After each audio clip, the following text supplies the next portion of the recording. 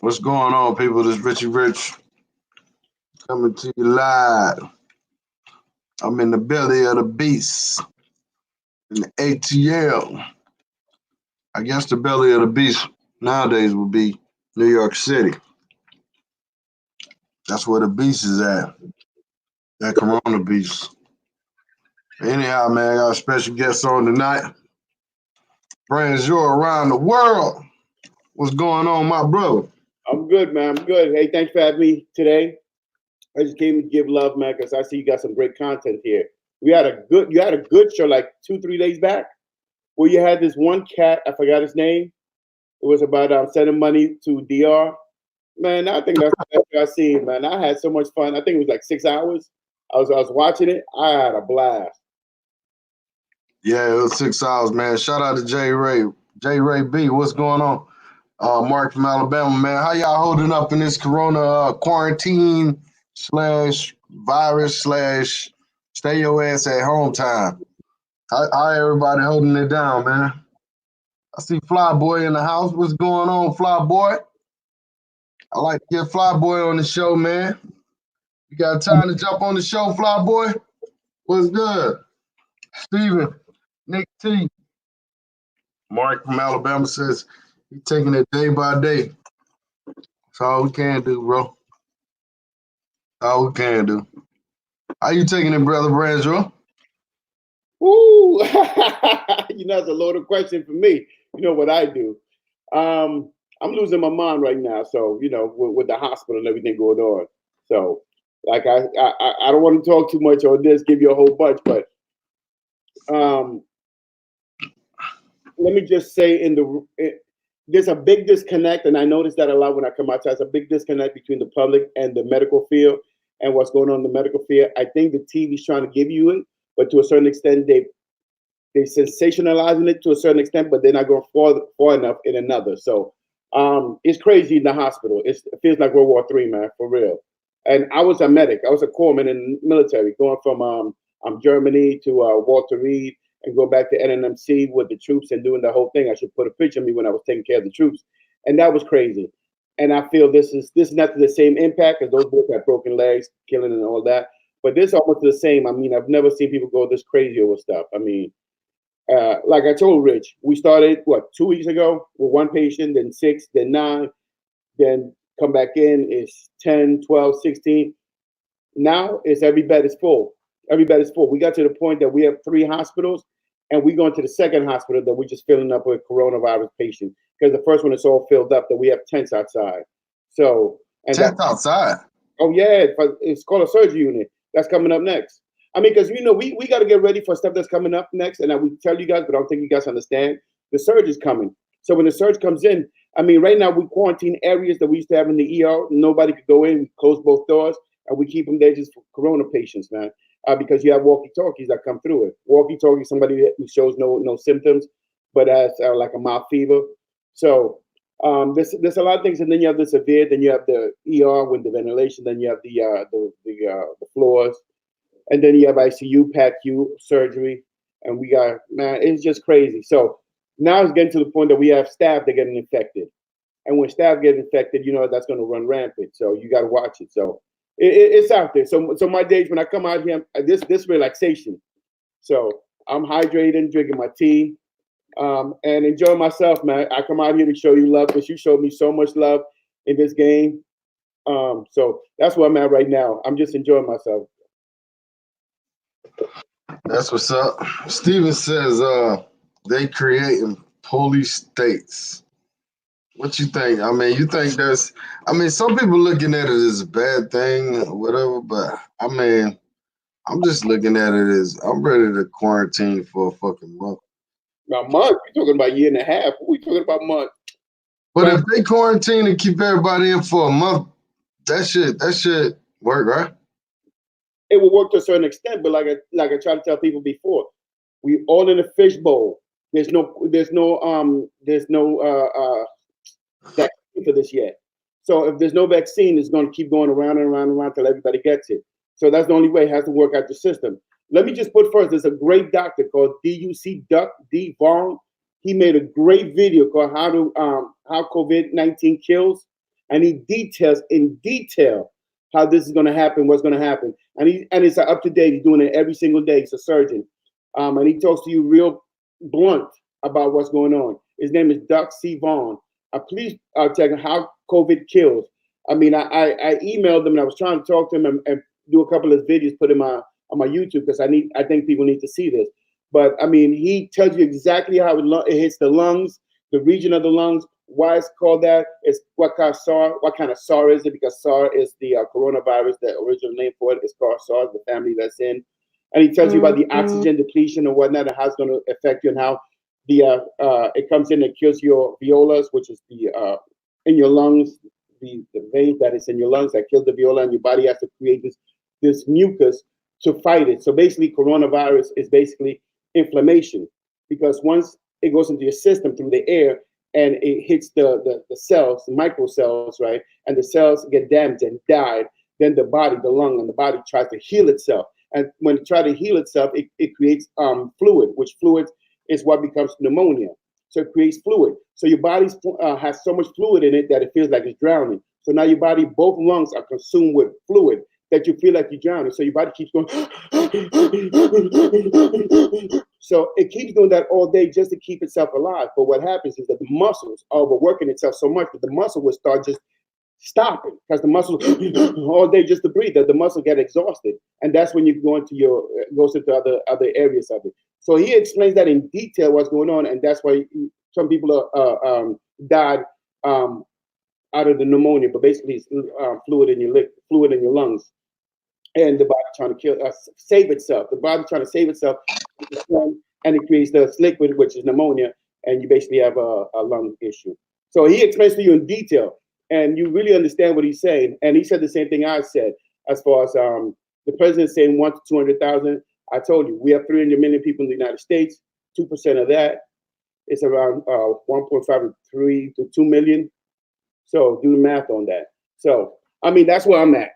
My butt's at the front line doing what I got to do and helping out, but even we're breaking down. We're breaking down big time. So I take my days off and I enjoy myself, come out here with Rich and enjoy this. But I'm just trying to let you know, man, it's a little crazy. Finally, I get to meet you, man. Hey, what's going on, fellas? Finally, now oh, nice to meet you, Branjor. What's up, bro? You know, I'm Hey, roll the tape. What up? Roll the goddamn tape, huh?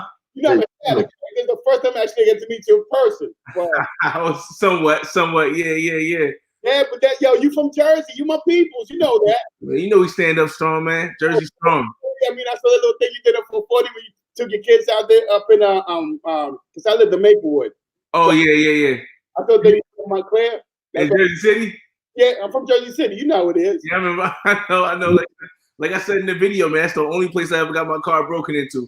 Dude, let me tell you something. Man. Let me tell you something. Jersey City? Yeah, man. I was at my shorty house, and I told my shorty to go get my my son on my car, and I got my TVs in my car, and either she left the thing unlocked. Next thing I came outside, the trunk was popped. I'm like, oh man, system going. So they don't still breaking cars in Jersey? I thought y'all was like #1 up there. They steal cars, but I mean, I'm at a place now where you can't really break into my car. It'd be some other consequences. You don't really want to do that. People know me. Right. It's a little different. I think I had a little condo in Webster Avenue, Jersey City, right?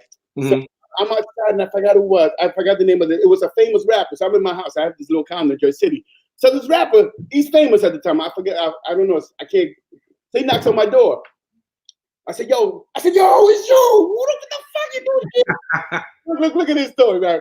I said, yo, it's you. He goes, yeah. Hey, can I come into your house? Now, he's a famous rapper at the time, bro. I said, of course, man. I love your shit, yo, blah, blah, blah. He goes, come into my, because I have this condo. I said, what you want out here? Man, I'm going to tell you what happened. You would never believe it, right? I had a party in my house. He lived in Wayne. You know Wayne, rich people out there. He said, I was in Wayne and having a party in my house, and somebody stole my Hummer. It's Hummer Park. Look, watch this. It's Hummer's Park right in front of my house. She goes, yeah, man. But you know the Hummers have a GPS system on it. Yeah. Like 20 years ago. 20 years ago. He goes, somebody stole my Hummus and right in front of your house. So he goes, hey, can I come to your window just watch? Because once I find out what it is, I'm going to call my people. We're going to handle this our way. I said, yo, it's no more work. Come on, because right in front of the Hummer, I have my window. So he stood there for like an hour. I gave him something to drink. We chopping it up. I'm like, yo, what happened? He goes, man, you wouldn't believe him. We had a big party. Everything's cool. I went to sleep, woke up, and 3 of my cars are gone. I can't find them. So I called it, and the GPS to right next to your house. He goes, it's right in front of your house. And he stood there and he said, man, we going to kill this. He turned on his car and he left. He said, man, fuck it. We ain't going to even deal with this. But that was crazy. That was crazy. Jersey. I mean, growing up in the 80s and 90s in Jersey, it's different, man. It's different. But it helped you move nowadays. It definitely helped you move nowadays, man. I'll give you a lot of stories about cars, man. It was a full-time sport for us back in the days, man. Let's be real with that. But I remember, look, this so bad. I remember one time Chia Lee had a concert. We were in high school. Chia Lee had a concert. And in high school, this is like 30 years, so no, I ain't going to get in trouble for this shit, though. But Chia Lee had a concert. And you know who Chia Lee was, a rapper back in the days. Yeah, Charlie, yeah. Yeah, he got into the murder and all that. So we in high school, we like a sophomore in high school. We can't afford anything. I'm like 15. And my man comes here because back then we rolled in whips. All of us had whips, right? And they're like, yo, you guys 14, 15, how you guys riding cars? Like, yo, don't mind your business, right? So my man comes and picks me up in this Trooper. Remember the Troopers had the SUV? Yeah, the SUV. And we go 14 deep. Now, mind you, 14, 15, and 16, right? And we ride on 14 deep in cars. So now we go to Chia Lee's spot, and a police car comes in there, and my man just make a hair and hits a car. Boom! We all run into Chia Lee's spot. Bad rider. Bad driver. Chia Lee's spot was at the Boys and Girls Club. But I'm telling you, that's what we rolled in high school. Yo, shout out to LaQuinta Fox and Jamil Edwards, man. I be seeing them all the time. Yo, what's up, fellas? This one for you right here, Branjor. Can you see it? Can you see it? Reversible thing. Here's the thing. My idea about this whole thing, man. Listen, I don't believe the numbers. I graduated with a degree in statistics. I don't believe the numbers. Here's why I don't believe the numbers. I watched the whole press conference they had today, also, and that's some other BS too. But here's the reason why. If you do the numbers right now, it was like 143,000 that was infected, and of that was like 3,000 that died. Right? That's only 1.8%. So you're telling me in the 2 months that we've been going through this, because it's been like 2 months, only 3,000 people died, but you saying the next 5 months is going to be 100,000. It doesn't add up. You know what I mean? The numbers don't add up. Like if only 1.8% of the people that catch the disease are dying, for it to be 100,000, that means 1 million people will have to catch it. Now, what they're trying to say is that they're trying to say everything is going to move at the rate of New York and New Jersey. I live in New Jersey, all things for. But here's the thing you don't understand: New York and New Jersey are built differently than any of these other states. People are living on top of people, on top of people, on top of people in New York. In New Jersey, it's the similar way. It's the 2 most highest populated density places in the whole country. There's no other places that have that many people in that small group of space. So around the other country, it's not going to grow like that. But you know, here's my synopsis of the whole situation. Follow me here. If you listen, follow me here, because I was going to create a thing on my webpage to do this, but I'm gonna go here so everybody talking about it. Follow me. If you got a pen and paper, you might want to check this out. Okay. Of everyone affected, only 1.8% of the people died. Of that 1.8%, less than 1% of those people are under 60 years old.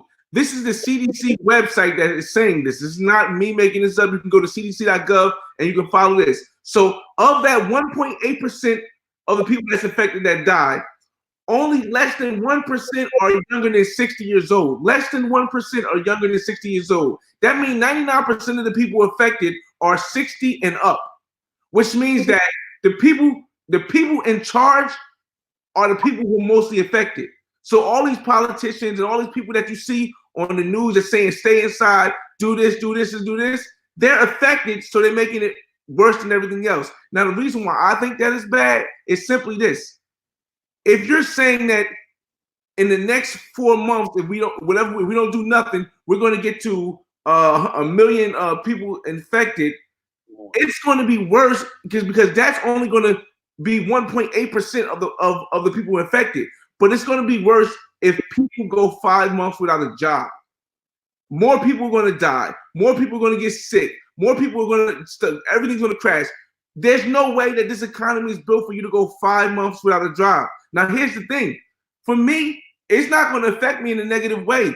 If anything, and I'm a people person, it's going to affect me in a positive way because I have an essential job, so I'm still making money, and I have property. So, and all my own tenants have essential jobs, so they're making money. So it's like nothing is changing for me, but I have empathy for the people who lost their jobs. I've seen 3 malls just closed down. So you're telling me the cure can't be worse than the disease?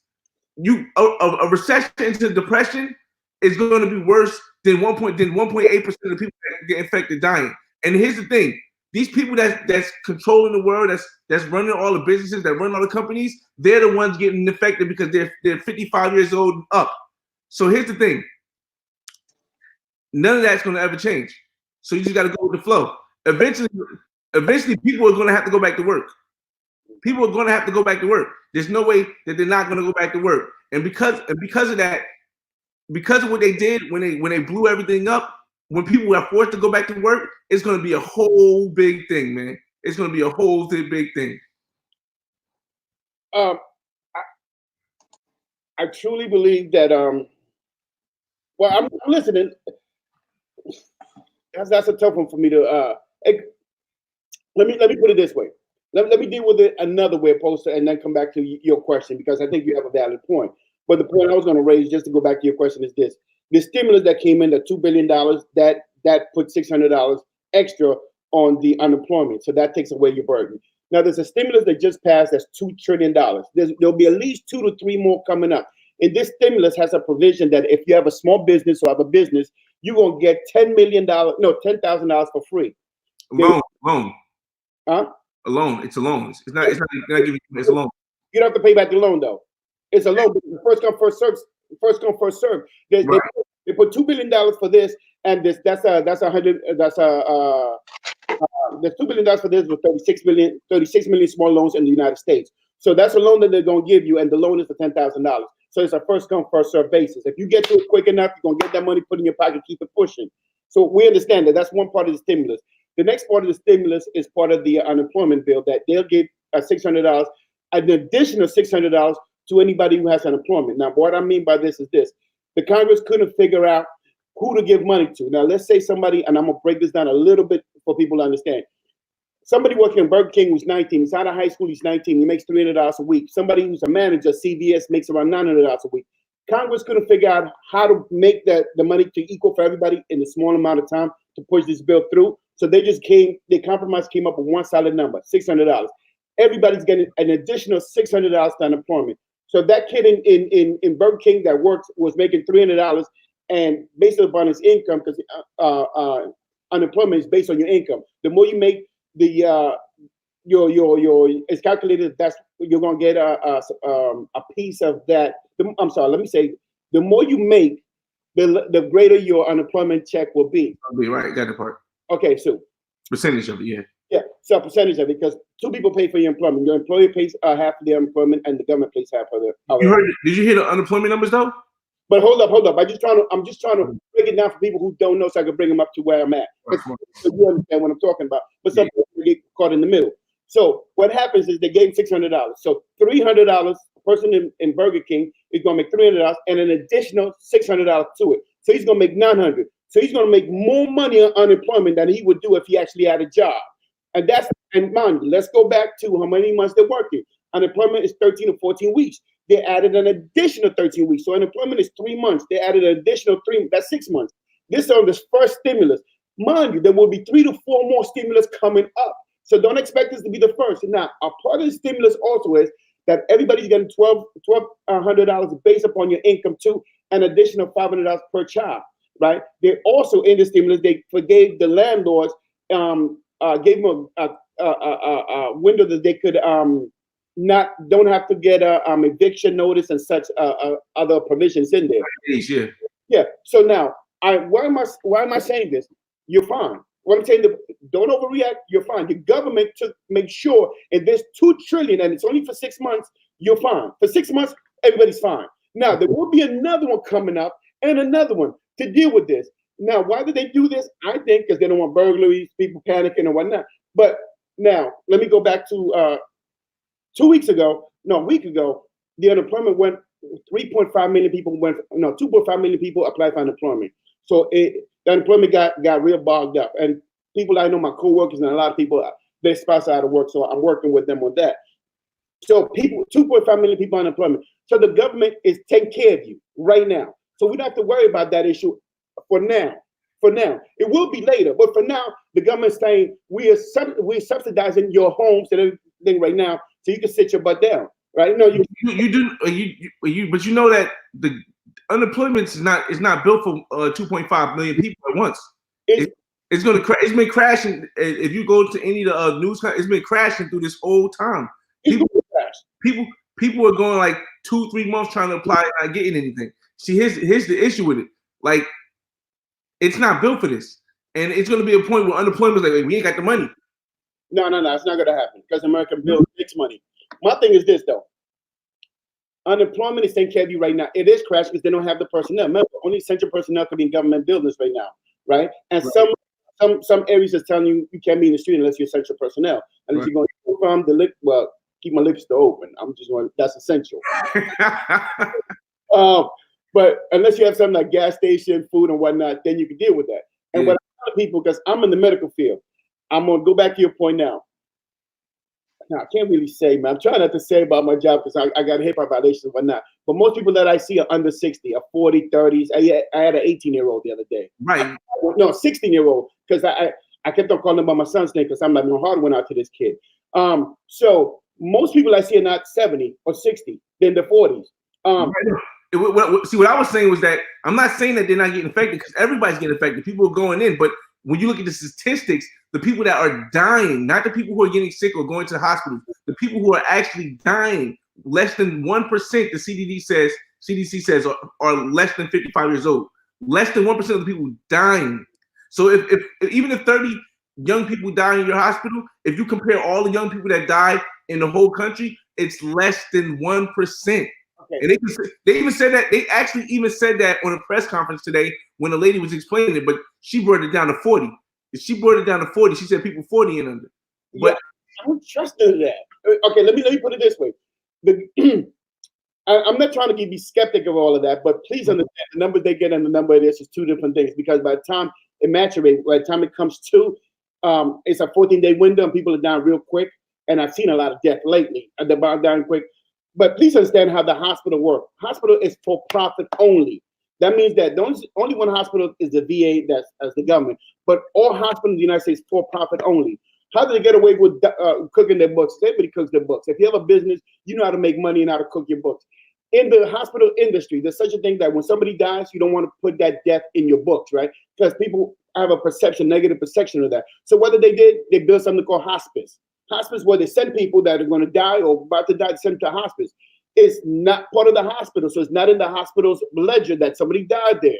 It's at hospice. You feel me? So the hospital could say, we had no death this year, even though everybody died there. We had no death this year because there's a hospital on the 6th floor, but technically a hospital is not part of the hospital, right? So they could cook their books this way. So there's a lot of ways to cook your book in the hospital. So I don't listen to these numbers because I know there's a lot of ways to hide numbers in the hospital.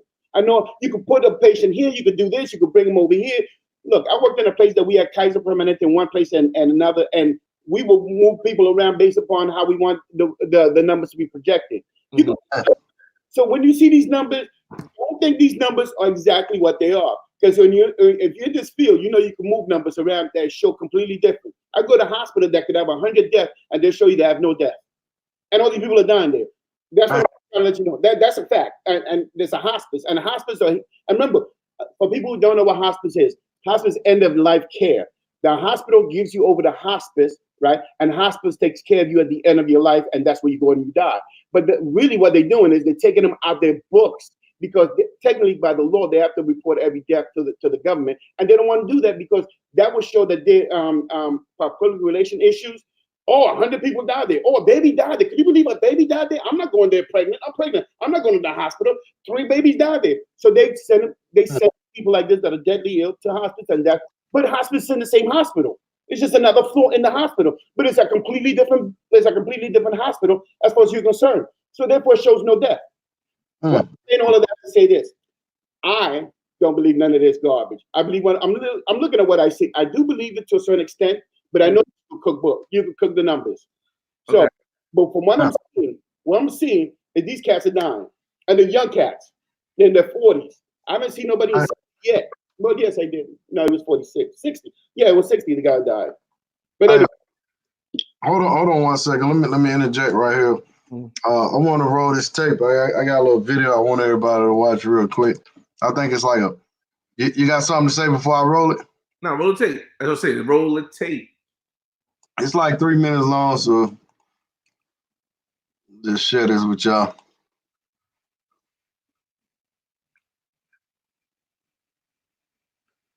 In Atlanta is in recovery after nearly losing his life to coronavirus. He doesn't know how he caught it, but he spent 10 days in the ICU. Reveal investigator Andy Parata recently talked to him. When he took this picture, Quan James thought it could be his last. Man, I was so scared. Like, I literally thought I wasn't gonna make it. I was freaking out. Like, I would never forget it, ever. It started about 3 weeks ago when the 29-year-old nurse practitioner and avid flag football player thought he had a cold. I was having chills, shaking, had a fever. I was sweating. I wasn't coughing yet. It wasn't until I went to the hospital when coughing started. He admitted himself into the Emory St. Joseph campus near Dunwoody, where he worked in its ER for nearly 5 years. At first, staff diagnosed him with pneumonia, but a test later confirmed it was COVID-19. A short time later, he couldn't breathe on his own.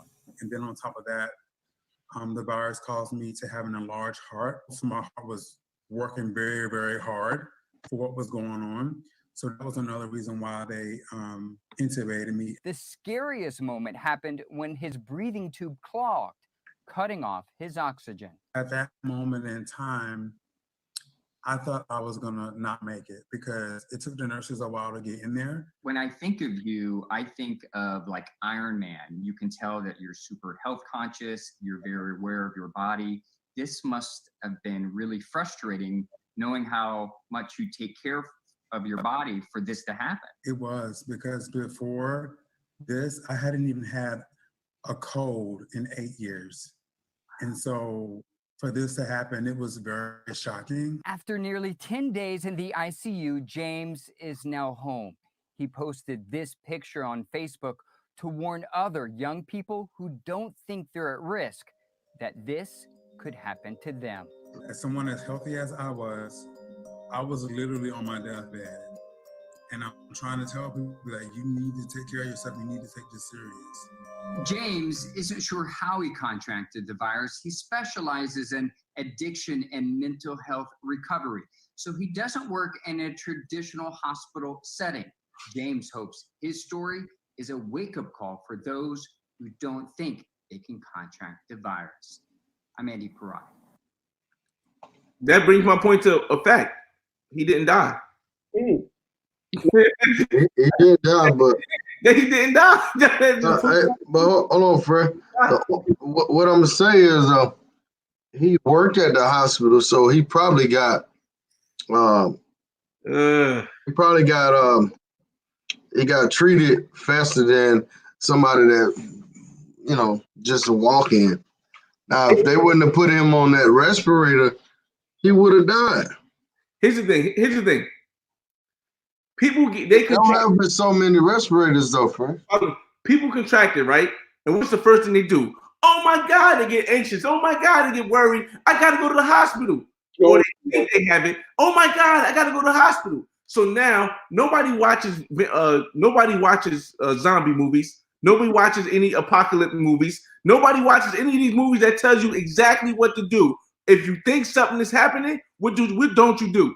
You don't go to the place where everybody might have it. That's the stupidest thing ever. If I know there's a chance, unless I'm on my deathbed and I can't breathe and I got to call 911 to come pick me up, if I feel like I might have something, I'm not running to the hospital. You know why? Because there may be over 2,000 people that do have it, and guess what? I'm going to be interacting with them. And if I didn't have it, well, guess who has it now? But see, people don't think we're trained.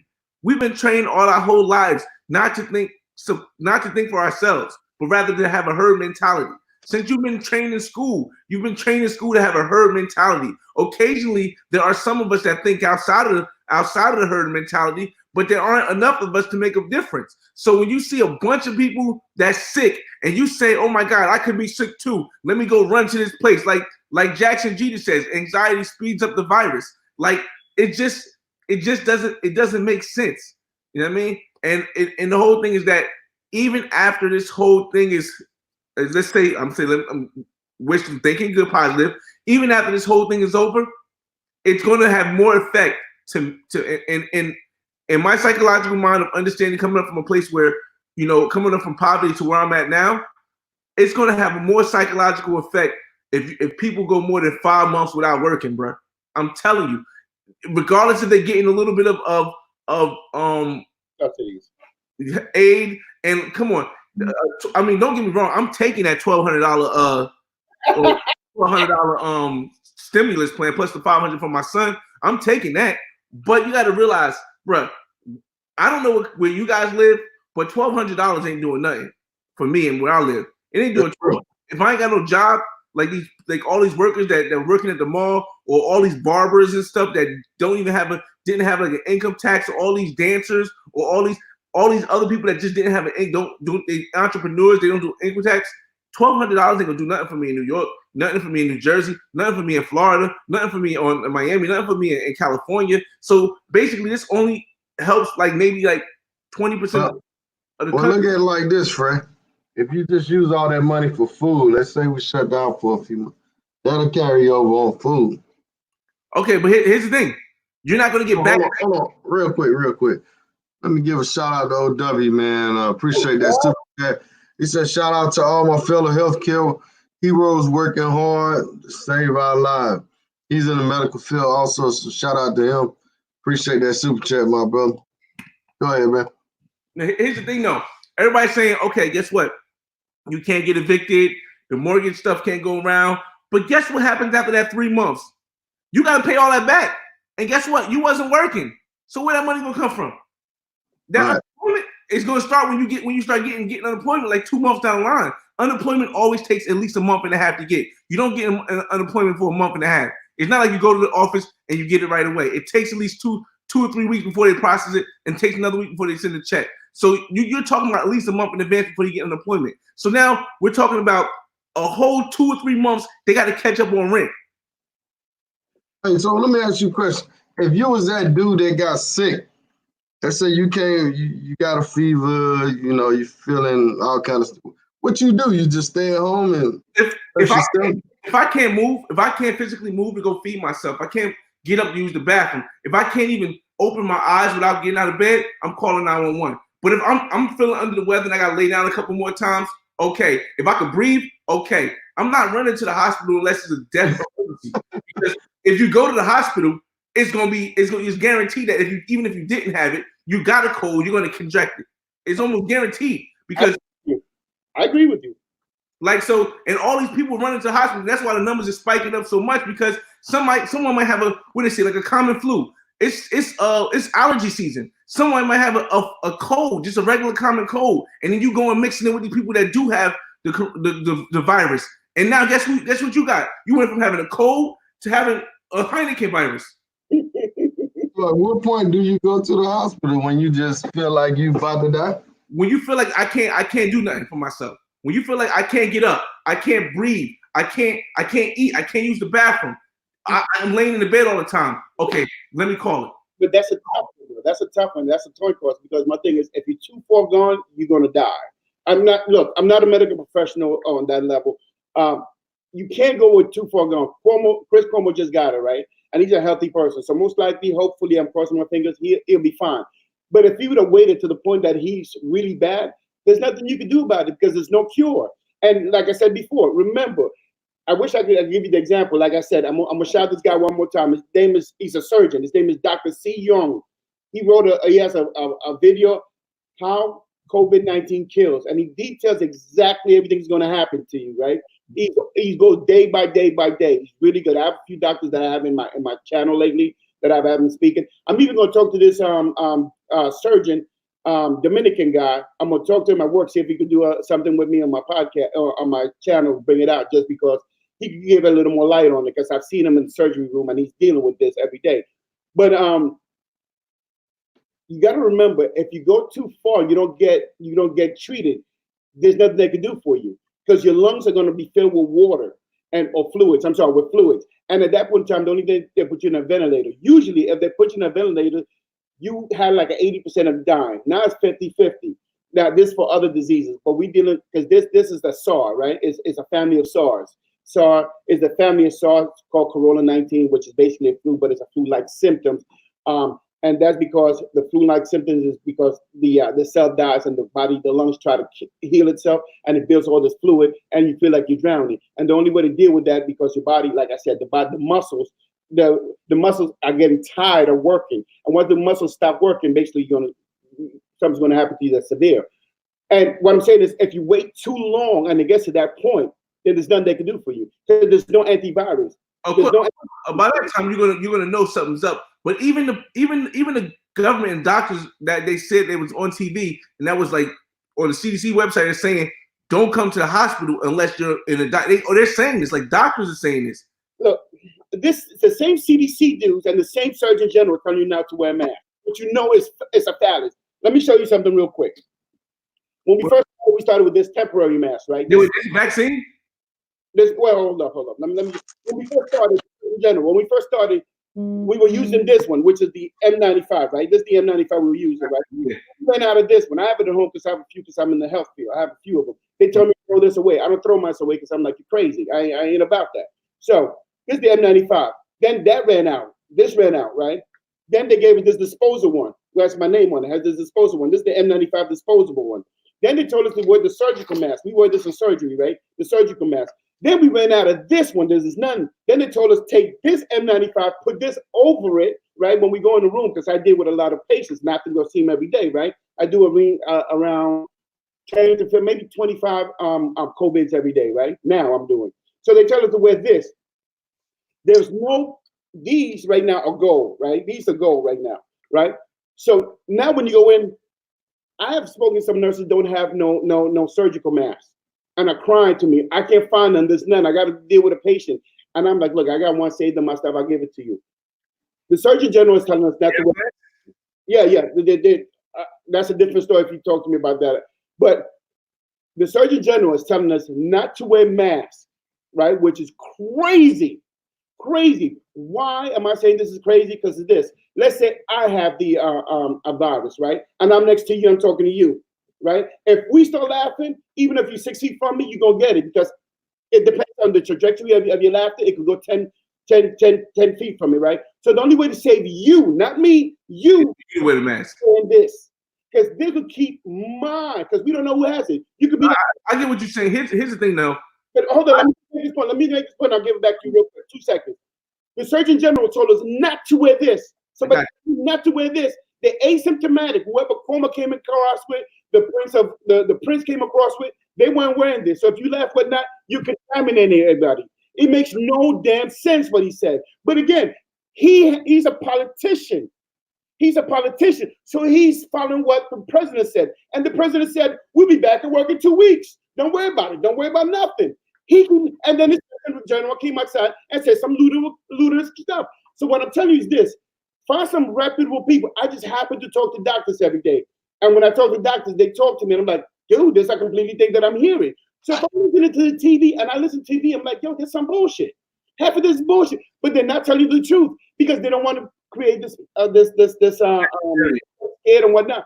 But at the end of the day, I would tell you, for real, look, I have gloves in I don't wear gloves that much because gloves are no damn good. But this right here would be, right? And the reason I say don't wear gloves because you touch everything with gloves, and then you go in and you touch your car, your door, and you spread it even more. Gloves off, you touch it again, yeah. Yeah, keep washing your hands and put. I even got my sanitizer right here. What I'm saying is this: this will prevent not you, but your loved ones, your son, your niece, everybody around you. It's not for you because you never know who has it. And the thing is, if we knew who had it, then I'll say, don't wear it. But you don't know who has it.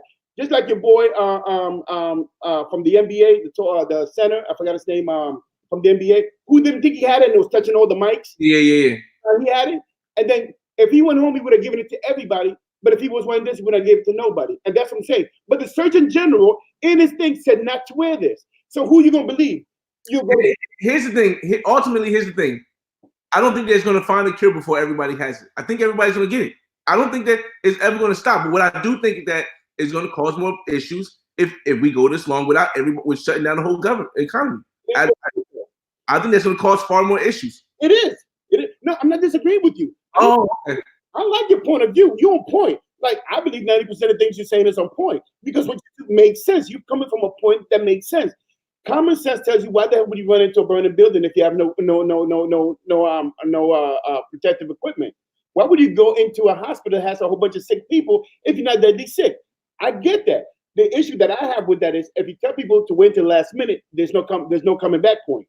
If you wait too long, you can't come back. Because remember, once you come into the hospital, your lungs are filled. Nothing we could do. See, my whole thing was telling people this. I said, yo, what we really need to do is we need to quarantine everybody over 60 or the people that's most likely to die. Because if we told everybody else, unless you have because they even said, unless you have a respiratory issue or a long-term medical issue, if you're not most likely to die, you need to be home while we focus on these people that to try to save their lives. That would save so much money. It would save so much material that people need, because we will only be focusing on the people who are most likely to die from this. Everyone else is not most likely to die from this. You guys gotta push through it, because if we can't exert all this stuff on people that's not going to die, and then we can't help the people that's most likely to die. And I think if they just quarantine everybody that was most likely to die and let everybody else just keep going about their business, unless they was unless they had a respiratory or something that's going to most likely make them die, then we wouldn't be in the bad predicament we are now. You're talking about the Netherlands effect then. I think Richard had a video like a week ago, 2 weeks about the Netherlands effect, and I really love that video. I thought it was one of the most insightful video I've seen. And I'm gonna bring you up to speed. I don't know if you see it. It basically, Netherlands decided not to. They forego and doing all restricting the people. Everybody's whoever catches it catches it. If you're older person, you catch it. If you die, you die. If young person, if your immune system is good, because from what I gathered is they have generalized hospitals, and all the hospitals, they don't have enough hospitals to deal with the people, so therefore they decided just to let it go. Let it take its natural course. And right. What happens is everybody's going to build an immune system, and in a few months it's going to go out the system. You are right, but they have a small country. They could do that because it's not going to hit that many people, and whoever is natural selection, people will die. But then if they secure the borders, it's going to go away because everybody's going to build a natural immune. That's fine for them. The United States has chosen to do it completely different. The United States has chosen to do it in pieces because, think about it, hospitals are private business. They don't have a standardized hospital. The government does not run the hospital. They could suggest, and that's all you hear, suggest. CDC can't tell a hospital to do a damn thing. Right. People can't tell a hospital a damn thing. That's like coming to your store. A hospital is a private entity, right? They have no control over it, none whatsoever. They can't tell a hospital to do a damn thing, right? So all these hospital independent independent franchises that run all over the country, but they take care of the sick, right? So the only one that the government has is the VA. So therefore, they can't control anything. So it's not like Netherlands, it's not like China, it's not like these countries, not like North Korea, that they could come in and tell everybody, go to the hospital, we're going to take care of this. They can't even put a standard practice in there. So if we take that into consideration, now you have 360 million people in here. Now, if you have 360 million people and you don't have enough hospitals for them, and all of them go to the hospital, it's going to crash. So therefore, you have to do it in stages. That's where you're home. The reason you're home is not because you're not going to catch it. We all going to catch it. I'm going to catch it here. You're going to catch it. Your son, because we have to build an immune system. We just can't crash the hospital. That's the only reason we're doing it in pieces. But don't think we're not going to get it. So there will be at least 2 million people going to die. This 100,000 bullshit. You said 2 million? Okay, do the math. You like math? Damn, boy. Ooh, sheesh. Like numbers. Do the simple math. How many? That's a lot of body bags, man. Hey, let me read out these super chats real quick. I'm gonna read them all out, and we're gonna come back to John Patterson. Shout out to John Patterson. So what do you think about this vaccine and how it affects travel and the people like me that don't want to take it? We're gonna come back to that. Let me read the rest of them out. Shout out to Money Mike. Jojo said, "What's up? Appreciate that donation, my brother. If you got any question, post it up. I'll look for the question." Money Mike is in the building. Money Mike, appreciate that, Money Mike. Always supporting the channel. Thank you, brother. Appreciate everybody that's in the chat. Make sure you hit the like button. Come on. Make sure you share the information. Trying to bring y'all some good information from the guys on the panel.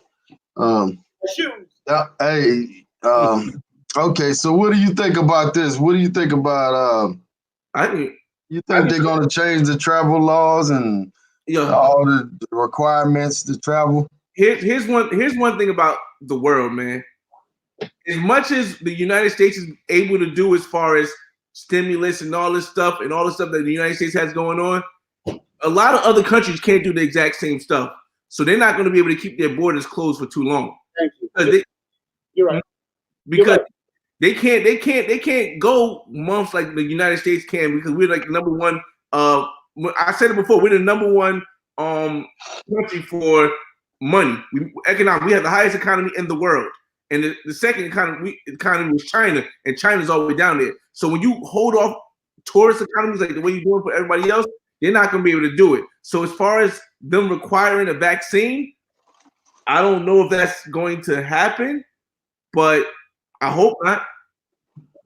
Well, I mean, some countries you gotta have a vaccine to get in. So you don't think you don't think some of these countries, if Colombia required a vaccine or DR required a vaccine to get in, y'all won't take the vaccine? DR, no. Colombia, yeah. Okay. Remember Dr. Fauci said when we just first started, Dr. Fauci said it's going to take the minimum 6 months to a year and a half to work on the vaccine. The vaccine is going to take at least a year and a half. So we all in a fishbowl. They close every border to every country because they don't want. That's the way you control the population, right? And now they're trying to close states in the United States. Florida is states. They would have to, because if a governor is smart, you have to contain its area. So if we have no vaccine, we all in a fishbowl, like I've been saying. Everybody's gonna get it. So the only thing you can do right now is just build your immune system. Just build your immune system. Vitamin D, get some sunlight. Vitamin D. Make sure that you build your immune system. If you smoke, stop smoking, because this deals with the lungs. Anything dealing with the lungs. If you have COPD, you're gonna have it rough. If you smoke, you're gonna have it rough. If you're obese, you're gonna get it rough. Anything dealing with a compromised immune system, anything with the skin tissue, like I tell you before, there's some promising things, but they're saying that if you have a immune system, if you have a compromised skin, and what I mean, if you have a cut, this could go gonna get cut. If you cut, you have like humidin, which is blood for thinning of the blood, with thinning your skin. This goes through your skin if your skin is compromised too. So, and it's an aerosol, which is like I said, fecal, oral fecal issue, that it will give you diarrhea, and those are some of the issues that you have with that.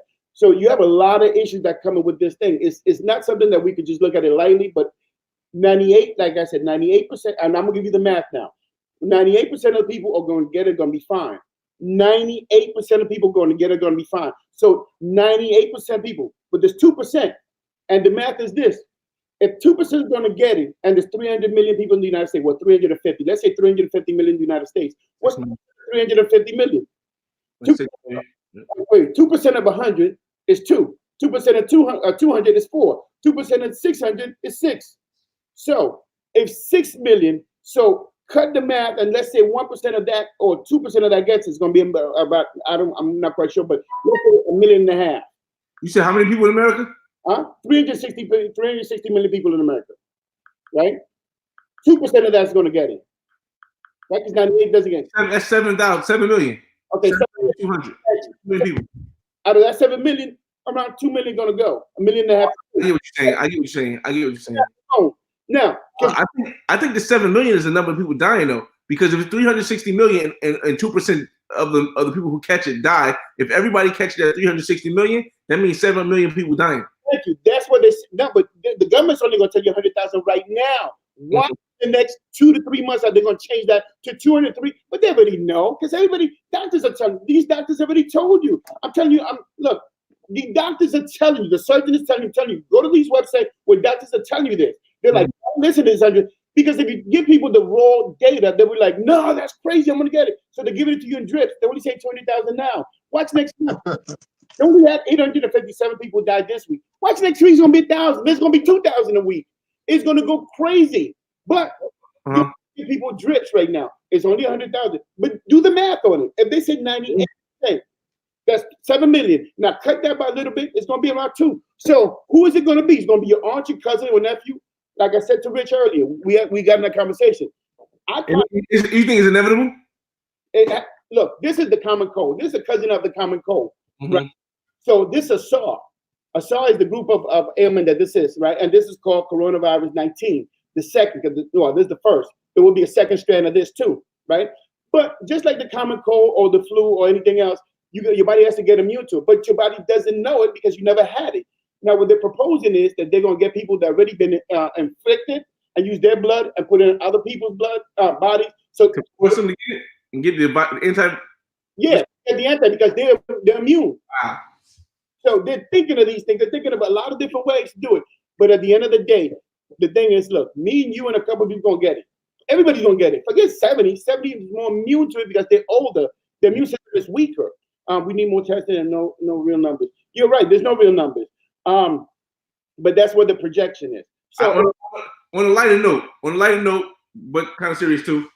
You booking any flights, hoping that the thing gonna change, dude? Rolling tape, because these flights like this. No, I ain't booking that right now. I'm waiting till that shit over with. It was a round trip flight to Puerto Rico for $21. I was like, yo, listen, I go sit on the beach right now. Right now, $21 round. You can't sit on the beach over there, right? Oh. Well, if you got a beachfront property, oh, okay. Yeah, it's rough. I don't know, man. I'm set this one out. I booked my flight for Barranquilla next year, and I'm trying to go to Santa Marta, May 27th. Not happening. I'm hoping, man. I can't booking these flights, man. I'm telling you, I'm gonna wait till May before y'all book. Yeah. But anyhow, I want to show y'all something. Let me roll this motherfucking tape. Roll the tape. Roll the goddamn tape. Roll the goddamn tape. Sound like old uncle. Roll the goddamn tape, boy. Goddamn tape, boy. That's it. You gotta get out there. Y'all see it? Bodies, yeah. They putting the motherfuckers in ice truck. Look. Yo, I can't believe this guy. He on a truck, not even an ice truck. Wow, that's crazy. That ain't a freezer truck. I ain't see the thing on the side. The freezer truck usually got them things on the side that keep it cold. Crazy.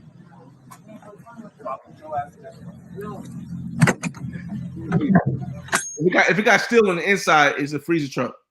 Nah, that don't look like a freezer truck, bro. It's gonna be hot as fuck in there. Oh, they got bodies already in that shit. That don't even look like a freezer truck, bro. This shit is for real, y'all. This shit all This is for real. This is for real. This is Brooklyn, y'all. It's for real. Family, y'all take it serious.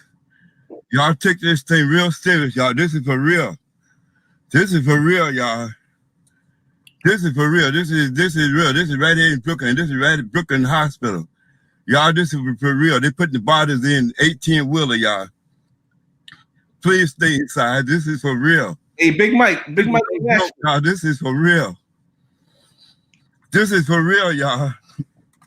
This is for real. This is Brooklyn Hospital. Sorry for the camera shaking, but this is for real, y'all. This is for real. Please stay inside. Please pray for the people. Please pray for the people, y'all. This is for real. This is for real. This is for real. If y'all not taking it serious, This may make you want to take it serious, okay? This is for real. My hand is shaking because it's hard to look at this right here, what I'm seeing right now. It's hard to believe this. Marquise, I'm trying not to laugh. I'm trying not to laugh. But not for real. Not funny, but him telling it. This is live from Brooklyn, New York.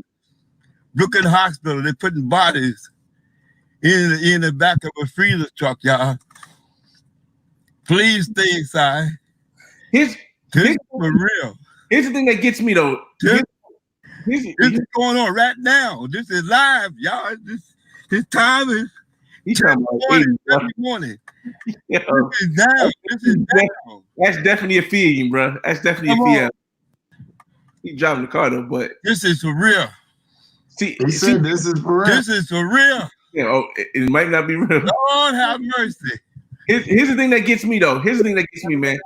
Hold on. And listen to this. I say kiddingly, but I mean it. I don't care how sick you are.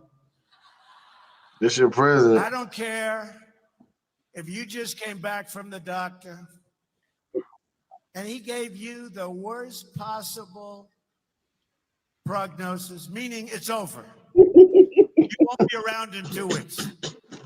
Doesn't matter.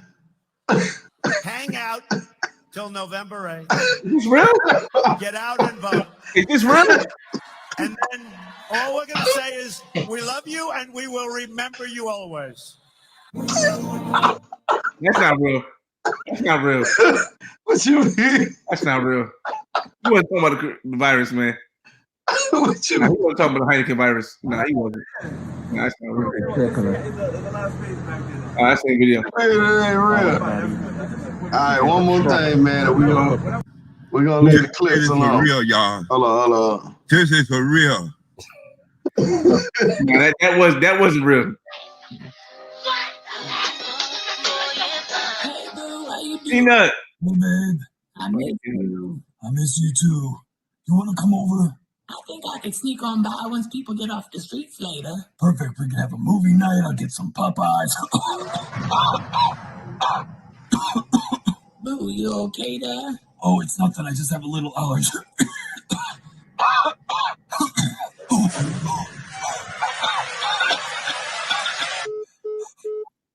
I ain't taking no kind of chances. Yeah, this is the thing that really gets me upset, bro. Like the media, everything, not just the media, but people in general. This stay home stuff is BS if everybody's gonna catch it. This stay home stuff is BS if everybody's gonna catch it. You're right, but the reason you're at home is so the hospitals have a chance to process you through there, because we don't have enough beds for the people that are going to get. Remember, imagine, and just I'm giving you a worst case scenario, right? Imagine that 2 million people get ill by this. You think there's enough beds in the hospitals? Only, I think it's like 360,000 beds in the United States. I'm not sure. There's not enough beds. You see what I'm saying? You can't all get it at once. All will be done. There's some people that are actually living through it. Like the young man we just saw, the black dude that was in a ventilator. If everybody went at the same time, there's no ventilators right now. Wait until we catch up with it. So basically, the reason why people are staying home is so that even though we're going to catch it, they want to catch it. They want you to wait a little bit longer to catch it. Yes, until we catch up with it, because that's so wild. That's so wild, crazy. I don't see how nobody see how crazy that is. Like, no, we're not telling you to stay home so you don't catch it. We're telling you to stay home so that you don't catch it right now. You don't catch it in the end. Don't worry about the money you missing out on. Don't worry about you can't see your family. No. They gonna all catch it too, bro. We want y'all to catch it next week. We don't want y'all to catch it this week. That's crazy, bro. That's a bad plan. I mean, the better plan is like just protecting the people who's most likely to die. No. Look, we don't have enough ventilators right now. Yo, I still laugh about that dude. I ain't gonna lie because what's gonna happen is somebody will make a meme of us laughing, and it's gonna seem like we laughing at the fact that people getting put in a body bag, but in reality, it's because is it real? You know what I mean? Yo, that shit. It's just the way he was saying it, man. We ain't laughing at what he's saying. We just laughing at how he's saying. Yo, Definitely. How many times he said it? It definitely sounded like one of the fiends down in downtown Newark or something like that. Got the voice on everything. You was crazy, yo. But those are people right there that's gonna panic, end up sick, and end up. Like I said, nobody watched Pandemic. Nobody watched any of the zombie movies, bruh. The worst thing that you could do when it's something like this is panic and get crazy and do some. That's the worst thing that can happen, man. But nobody watches the movie, so you know. I guess I'm an '80s baby, so it's a little bit different. I've seen all them joints. No, but what they're trying to do is, and like I said, this is what I think. If you overwork, and I think it's a good thing that people, because you know, there's a lot of people who will work a lot, and those people are going to be the first one to die. Even if you had a good immune system, if you're a hard worker, you work 16, 17 hours, your immune system is going to break down. If you go to the gym a lot, if you go to the gym, you're going to be working out. What's the first thing you do in the gym? You break proteins down so your muscles get bigger. Like the guy you showed in the video, right? Yeah, that's what I think happened to him. He went to the gym, he broke down his protein, which is basically build the muscle, but you have to break down your body to your body to heal and come back. Well, when it breaks down, you're waiting for it to heal. But if you get that while it's broken down, you're gonna drop big time. That's why he dropped. This is my assumption. Because they're weightlifting. That's why I said you can run, but don't exert yourself that crazy that you break down your body that you can't come out of it. And I think that's happening to a lot of people. So staying at home is the best they can do right now until they catch up. We're trying to catch up to it. First of all, you don't have enough ventilators, right? You don't have enough ventilators, so you have to make it. You're taking automotive companies and trying to refit them to make ventilators. So they have to catch up. The hospitals don't have enough room, so you have to make hospitals. They're catching up, right? So everybody's playing catch up to something that you really couldn't foresee. I mean, you foresee it because they told you ahead of time this is going to happen. Man, remember the CDC and all of them told you 4 years ago that it's going to happen. They even did a conference on it, said it's going to happen, but they were like, that shit ain't going to happen. Get out of here. Nobody in the whole world know. But they told you it's going to happen. I mean, Bill Gates been talking about this for years. I got a thing on, he's been doing it for like 5 years. So we knew it was going to happen, but nobody wants to spend the money on the infrastructure on it. So now we're just playing catch up. And yes, we all going to get it. My thing is, I just hope that I'm straight when it happens. I'm one of the 98. But who is the 2%? That's your mother, your cousin, your nephew, your uncle. Who's people that are going to be infected? Who's that 2%? And that's the problem that I have. Die? Yeah, who's the 2%? That's the thing. We don't care that it's 2% because we know. I'm sorry, not that we don't care, but we understand. We understand that 2% is going to go. But who's the 2%? Could it be the president? Can he catch it? He's 70 years old, always working. So that's the equation nobody has. That's where you have to quarantine people. But it is what it is. At the end of the day, if they told you have to choose between your money and your health, your circumstances. Now, I see healthcare workers quitting, so they chose. I mean, I'm still at work, and I deliver packages to people. So I'm out there in the field. Like, I mean, I'm not in your situation. Your situation is wild, but I'm out there just delivering packages to people. But you know, you see people with their whole body mask on, the quarantine suits. But it's just like I said, to me, if I know I want somebody. I would rather somebody tell me the truth. They're not going to go on TV and say, "Hey, everybody's going to catch it, but we can't afford you guys."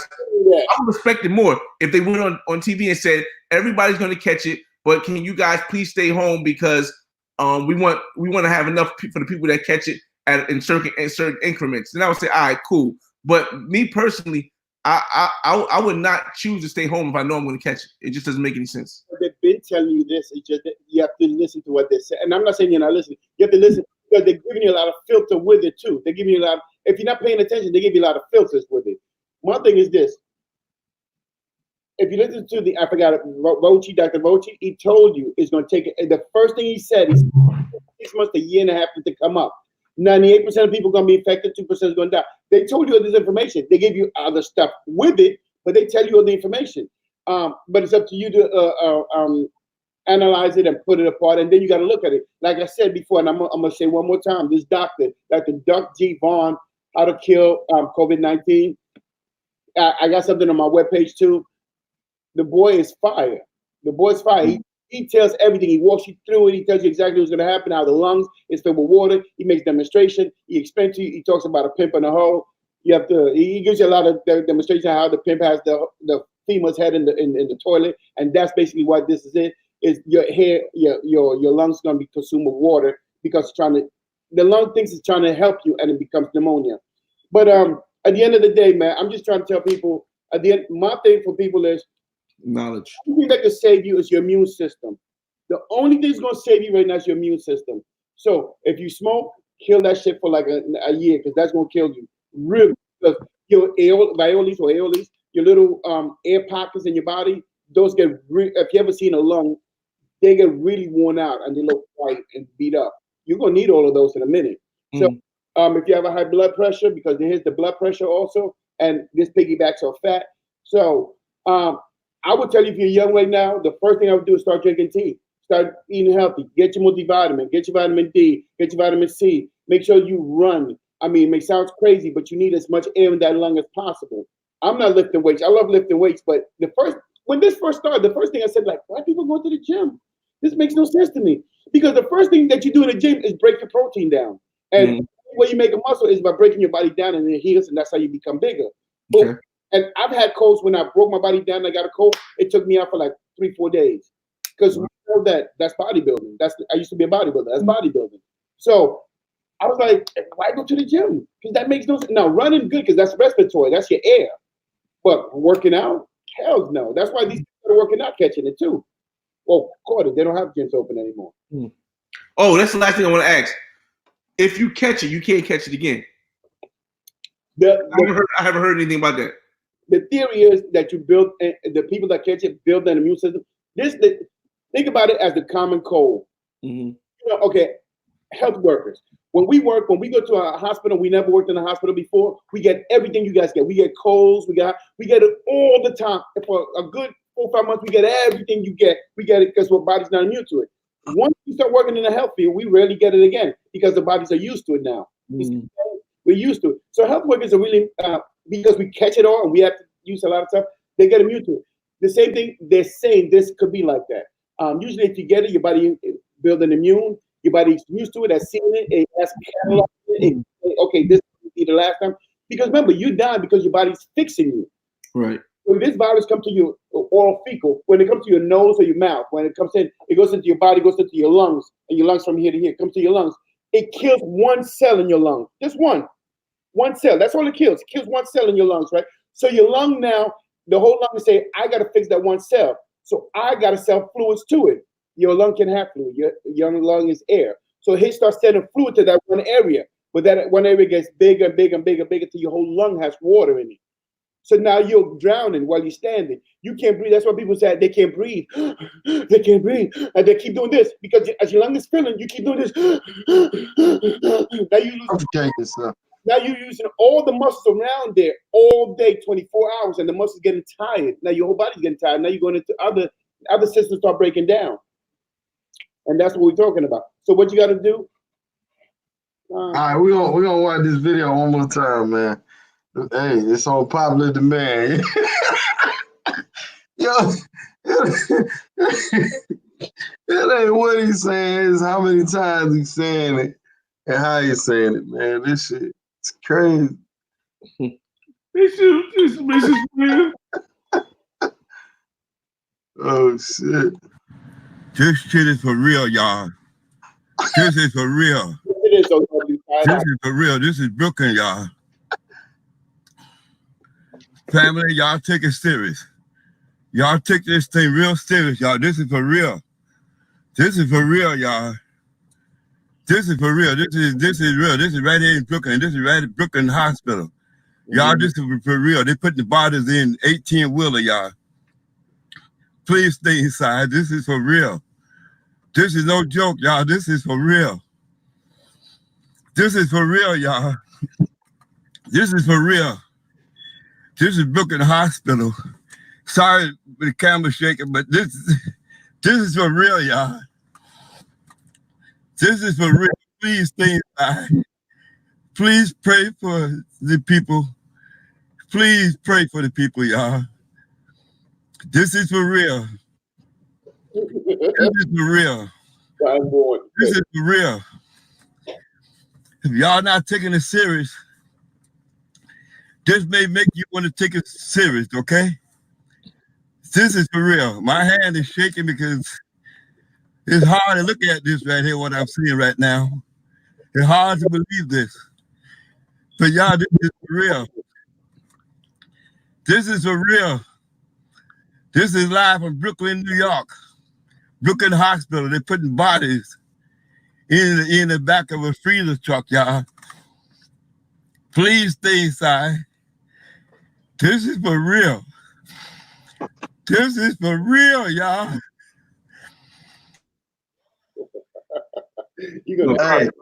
Hey, he remind me of that uncle, man.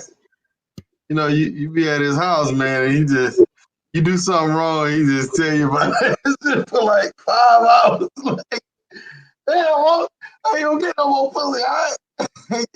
Damn.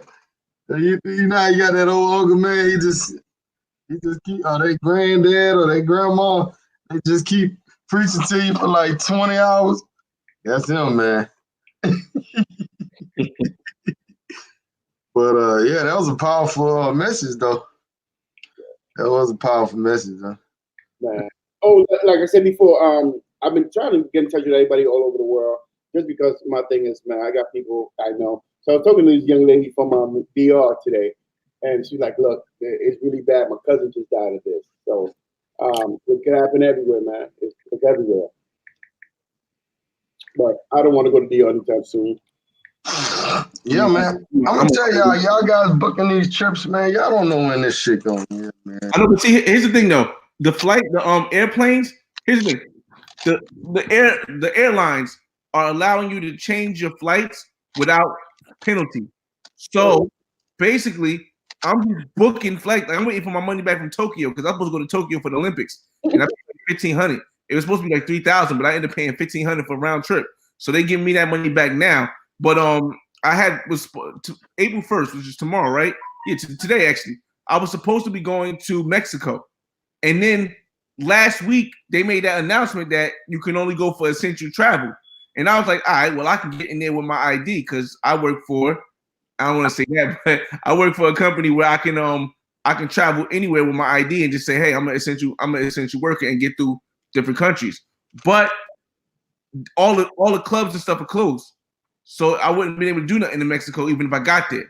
So, you know what I mean? I was like, all right, I'm just gonna postpone it until I just changed my trip until May 27th because they're saying that everything should be open by April. And I'm banking on the fact, the reason why I put it in May, by the end of April, my fault. But the reason why I put my trip at the end of May is because I'm banking on the fact that there's no way they're going to let the economy go 3 months without people working. That's what I'm banking on. I'm not banking on the fact that the borders and stuff open up. I'm hoping they do, but I'm banking on the fact that the United States is not going to. I know for certain other countries, like, not for nothing, but Colombia, Brazil, Dominican Republic, these countries ain't going to be able to go no 2-3 months with nobody working. That's not going to happen. So eventually they're going to open back up. But no, like I said, I just spoke to the young lady from DR. She's like, look, man, I have no money, no nothing. I'm out here walking the streets. She told me straight up, man. She's like, look, I got no money. I can't work. I worked at a restaurant, man. So I got to work the streets right now. So she sent me a vagina picture. I was like, oh, Western Union, Poppy, you? No. I'm like, what can I do with this? I said, man, get out of here. But yo, they're hurting in DR. They're hurting in DR. Oh, listen, man. They're hurting in DR. But my thing is this, though. Milano, what up, man? This not going to end anytime soon.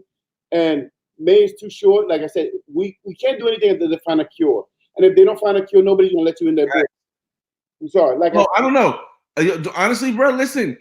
I think money talks, man. As crazy as it's going to sound, I think money talks.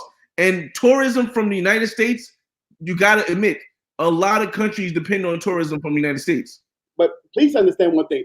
You can be mad. I don't know how you go, and I'm not here to say Republicans and Democrats. I really don't care at this point in time. I got my affiliations, but the president did do some. Well, the president did a lot of things right, a lot of things wrong. But that's up to you to assess that. But if you notice, the first thing he did was he gave Boeing 47 and all the airlines at least $250 billion. Oh, in the package? Huh? In the stimulus package, right? stimulus package. So he took care. Everybody's mad like them borrowing money. We're borrowing. It's like, yo, they're too big to fail. They have 250,000 employees. He says too big to fail. So he took care of them. Remember, this is the first of many. People keep saying, "Oh, stimulus." No, this is the first of many. Do you remember back in the days, and you were there when the bubble burst? We did two stimulus. We did one for 600, another one before because I got my money. But there was two stimulus, and that wasn't even as long as this is. There's going to be more than two stimulus for this because there's going to be over a year span. So the first is $1 trillion, no, $2 trillion. That's going to seem like nothing compared to what's coming next. Now, this is only for 6 months. He's taking care of you, but he's going to take care for more than that. So remember, he already took care of the hotels, he took care of the shipping industry, and he took care of the airports in this country. So the airports are giving you cheap prices because they already paid. He already gave them money. When he put the stimulus, he sent them a nice little fat check. So he don't get, that's what don't give them the $25. So they paid. The thing that is going to fuck up is Dominican Republic. These people that rely on us to give them money. So them hoes gonna be giving it up for nothing. Well, I mean, I'm saying, you think those countries are gonna stop people from coming? Yes. Even when the whole country's struggling? This is it. You know, I'm street dude. Look, all this education, but I'm gonna give it to you, street dude, right? Imagine if you go a place that has a house with four girls, and you come in there and you smash when you leave, right? You don't win nothing. You smash when you leave. Even though you may give us food and whatnot, you still take care of her daughter, right? If she gets pregnant, there's a whole slew of things coming, and you leave, and she'll not be coming back again. That's exactly what you're doing to these countries. You coming in, you may come in with the virus, give it to. It only take 1 week for you to give it to 10,000 people. 5,000 they pass it. You may come with the virus and leave, and you leave them with a whole bunch of problems. Now death and everything because of you. So your one visit is going to cost 100,000 people to get, and it's a small island. Everything's going to spread. They live in small communes, like small little areas. You have to remember, last time I spoke to the girl, and I even spoke to Santo Domingo, I looked it up. 15 Americans, Canadians and Americans, were the one who were at coronavirus. They brought it to the country, and they kept them in quarantine. It was 15 Canadians and Americans that brought coronavirus. That's why they shut down the country. And that was only 15. Now, those 15 went into, and what do they do when we come around? American, you my friend, come over here. They touching us. We breathe into them because they want our money. So we infect them and then we leave. Remember, we have good healthcare. Canada healthcare is free. Our healthcare is okay. And usually people who travel have money. That's disposable income. Right. They're poor. But the people that come in contact are poor people who want the money. So therefore, are the poor people have insurance or have anything? No. They have a family, so you're spreading throughout the whole country. So why wouldn't you close to tourists? Because you basically overwhelming their population. You just giving them something. They want you there. But at this phase, I'll give you one even better than this. This is going to seem funny as fuck, though. Mexico right now is telling all Americans to get out of Mexico. Mexicans don't want Americans in Mexico.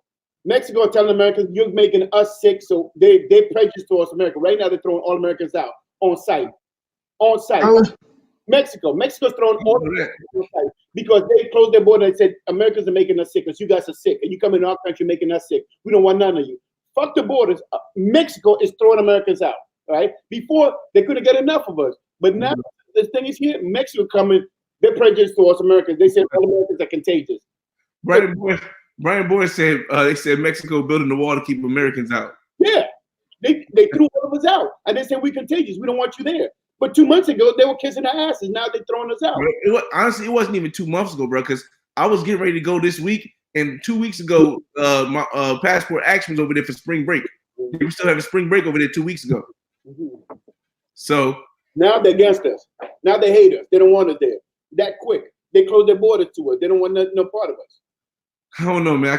I just can't. Like I said, I can't see this going past. In all honesty, I can't see this going past July. So I'm gonna bank on hoping that it doesn't go past April, like they say, because they said they extended it 1 more month, right? No, that's what the president said. He said, "Listen, we going by Easter. I'm gonna extend it to the end of April." So I picked the end of May to try to bust some moves. But LaQuinta Fox said, "I don't think so because Costa Rica has already put a commercial asking people to postpone and cancel their trips." Okay. But why you listen to the president? This is the same president said, there's nothing wrong. We all going back to week next week. Listen, bro. I don't believe nothing I see on TV anymore because it's so flinch. But I just hope for the best. I'm a positive thinking person. But the president has been lying to you over and over and over again. I mean, at this point, I can't blame him because if you keep listening to him, I mean, for real, he's been lying to you from the day one. He said it was a hoax. He said it was a hoax. This shit, if somebody doesn't believe in it, then how can you believe in them? He's a hoax, man. Democrats, man, them motherfuckers do it. They did it. They doing it to you. Just believe in me and vote for me. Come on, I'm not into the whole president, Democrat, whatever, because I do think he's done some things right. But my thing is this, though. He's giving you misinformation, and then people are believing it. People believe it when you tell them, hey, you don't, no, go outside, everything is fine. We're not shutting down the economy, right? Yeah. First of all, Italy is going through it. They're going life and death. They don't have enough ventilations and whatnot. At the end of the day, look, let's just chill, enjoy yourself. FEMA's not going to run out. You're going to go back to DR. I want to go and travel myself. I'm not doing none of that. I come home, I'm here, my son's upstairs. My thing is I clean my clothes, blah, blah, blah. I stay home. I don't even have a girlfriend, man. I don't talk to nobody. If I don't talk to you guys, I'm at home watching TV. And I'm going to do this for the next year. And it sucks. It sucks. I don't even trust people at work because they may be like they carry. But you say you use for the next year? Yeah, next year. This going to take at least 16 months to even play.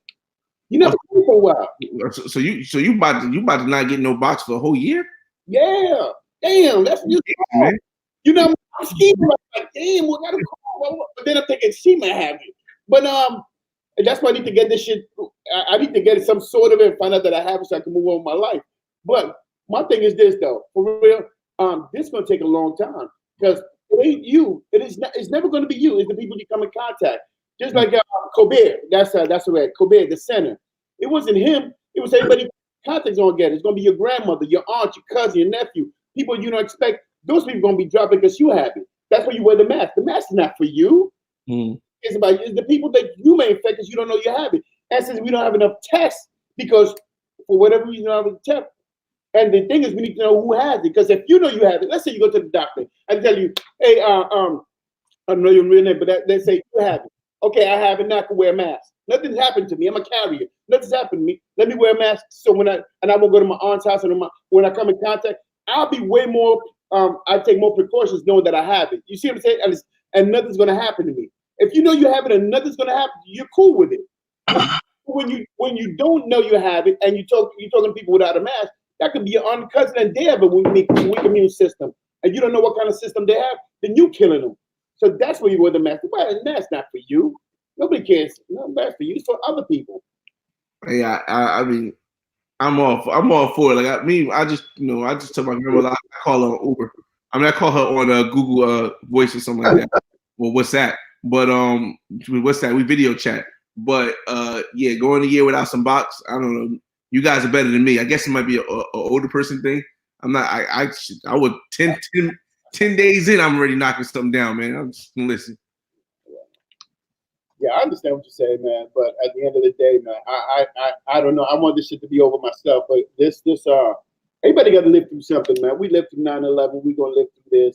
At the end of the day, it's not even about me. It's about the kids, man. I've seen 16-year-old. I saw a baby the other day. I mean, I think the baby's like 2-3 years old. So baby died? No. I don't know what happened, but it was a suspect. There's only one baby that they said had died, and that baby had other complications. Like if for me, I know it's gonna sound kind of biased because I'm 35, but yeah, if it was kids dying, it would be different for me. But 60-year-olds and plus, I'm like, yo, bro, you trying to live your life, man. Like, I mean, you see what I'm saying? Maybe it's a sign. I mean, maybe you got. I mean, I know it's not the best thing in the world to say, but come on. I mean, I'm realistic. I'm a 35-year-old man. You gonna tell me that 60-year-olds end up dying?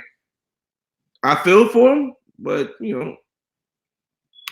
At 65, that's still. I mean, that ain't old, but what they say on what do you say on Paid in Full? People die every day, B. Right, that's true, but man. Yeah, but who is it? It would be your grandmother, would be your cousin, would be your nephew. Who is it that's going to? Don't get me wrong, you're right. But once we put it on you and say, which one of you relatives you want to take out? Well, I would say this. My relatives are smart enough to know to stay in the house and not go nowhere. Oh, doesn't matter. I ask you, which one of your relatives you willing to give up? You could be in the house and get contaminated by somebody that's your son coming in or your daughter. That happens, man. I mean, you know, it's different. See, for me, I grew up a different way. I grew up from North New Jersey, so I've seen death. I've seen young kids get shot in front of me. I've seen this stuff, and that stuff really is a little more detailed than somebody old that lived life dying. I mean, I'm gonna feel if it's somebody I'm related to, I'm gonna feel a certain way, like, oh damn, that's bad that they died. But I ain't gonna be like, oh my God, I'm so nervous about this is real, people. This is real. It's real. Because somebody that I'm related to died. And I was gonna be like, damn, I really felt the heart because I love that person. But shit, people die every day, B. Like you 60, you blessed to live 60. I know at least 10 people that wasn't blessed to see 21. So like you be 60, I'm supposed to feel bad? Nah. Yeah, but it's gonna be it's never really 60. We just use it as a cap, and an average is never the truth. It's the medium. But what even if 55 and up, it's like my mother only 52. So hey, yeah. Well, I've seen.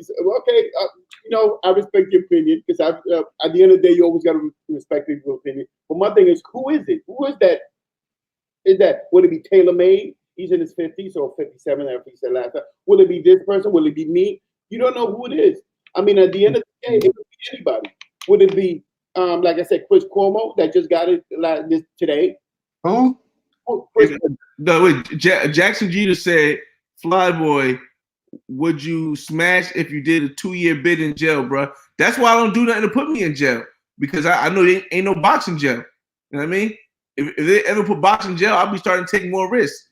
I knew I wasn't going to sell no drugs or body nobody, because I knew when I get in jail, it was going to be all butts. It wasn't going to be no box. So I say, yo, I'm good. I'll find a legal way to make it happen. Well, that's what it is, man. But I'm telling you, them flights though, bro. I'm telling you, them flights is what it is, bro. I booked 4 flights in the last 3 months, man. 4 flights. I was mad because my Tokyo flight I booked the flight to Mexico. I went to go book the flight to Puerto Rico, but they said you get stuck there, like you said earlier. So then I paid for my flight to Barranquilla for next year. Listen, bro, these flights are discount. Was it cheap? Was it cheap for your Barranquilla next year? 167 round trip. Not one way. 167. But I'm in New Jersey, so I have one stop. It's still 167, and it wasn't Spirit. It was like United. Oh, okay. You know what I mean?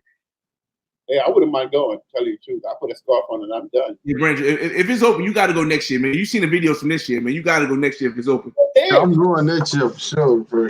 I did a video. I was at the carnival the whole night. I was there. I was there last year. I chose to go to DR this year. Right, you did say that. You did say that because you said La Troja when we was there, but we was in the same place. Yeah.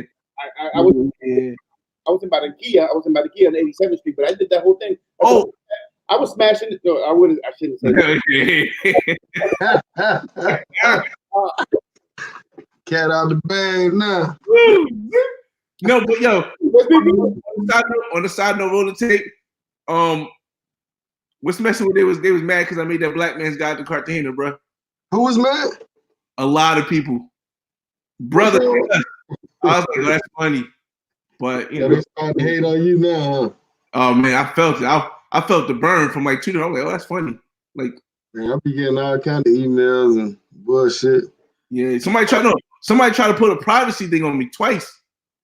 Oh, they try to put a copyright thing? No, like privacy. Like if you record a girl in your house, I don't know if anybody want to listen to it. If you record a girl in your house, they can be like, oh, they can expect privacy, so you're not supposed to do that. So I know that. I know the law. So I only record in public and in clubs.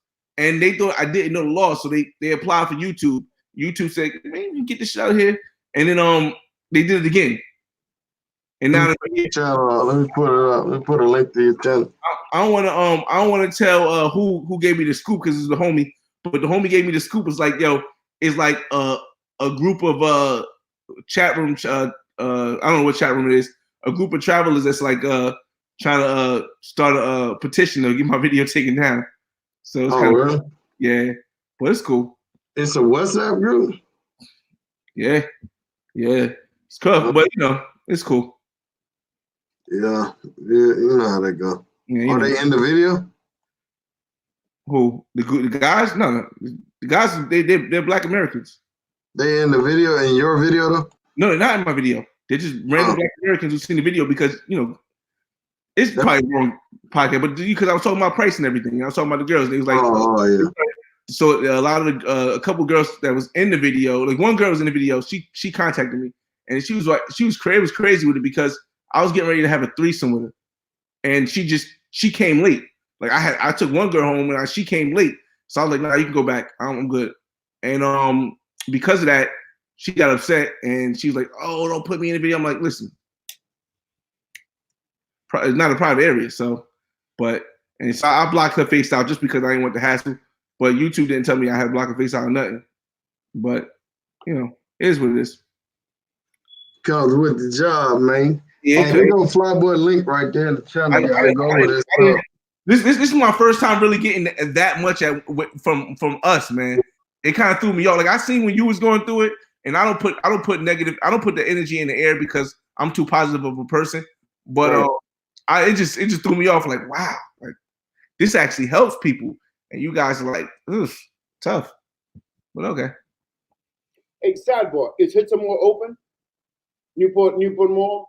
All that's closed? All that's closed, man. Every mall is closed.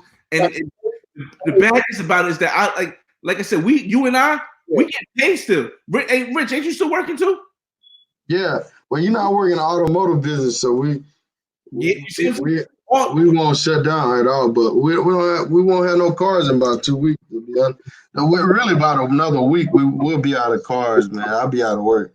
See, but right now, all of us are like working, and we still feel empathetic for the people who don't work. And these people, like, yo, I know how hard it is, like to not know what to do and not have a job, and that's what really gets me the most, man, through this whole crisis. But Newark is gonna get crazy because I'm thinking on Broad Street, all that up there, man. I'm thinking remember that corner? I think it's on Broad Street. That corner has the little right next to James, Dr. J's, that corner. Yeah, you talking about Broader Market, like Broader Market? Yeah, where they sell the pizzas and whatnot. You got whole Broad Street, bro. Like we basically we be where California is at. California is on like almost martial law. We on curfew. We can't, like, everything's shut down. Like there's no Chinese stores open. Oh wow! They just shut down Chinese stores, and there's the path is locked. Everything's locked. Everything's locked. Like, they got the gates down. They got all the gates down. The only place you can go is places with like a drive-through. No, I'm talking about the path. The train. Oh no, the train's still running. The train station right next to the. Is it free? Nah, it's not free. They got it free out here in Atlanta, from what I'm hearing. Public transportation. No, the only reason I'm asking him that because my brother lives up this. My brother lives in Newark, so I want to know exactly what's going on. Yeah, it's they, and then they going because like I said, for us it's like, I know it's a bias for me because I live in New Jersey, but the reason why I say it's a bias because if anybody watched that whole Trump thing today when they pointed out New York and New Jersey versus the cases everywhere else, boy, they just wanted every reason to just say, you know what, you guys are going to be under martial law. We just going to shut your whole city down because y'all don't know how to. So I don't know, but it is what it is, That's getting it bad. Man, I'm glad. I'm sorry. I'm glad I don't live in Jersey no more. The New York, Jersey thing, man. I was supposed to go visit my brother up there, and I was like, man, get the hell out of here. I'll probably catch it on the tollway. Here's a quick question for both of you guys. Would you guys rather be in another country right now?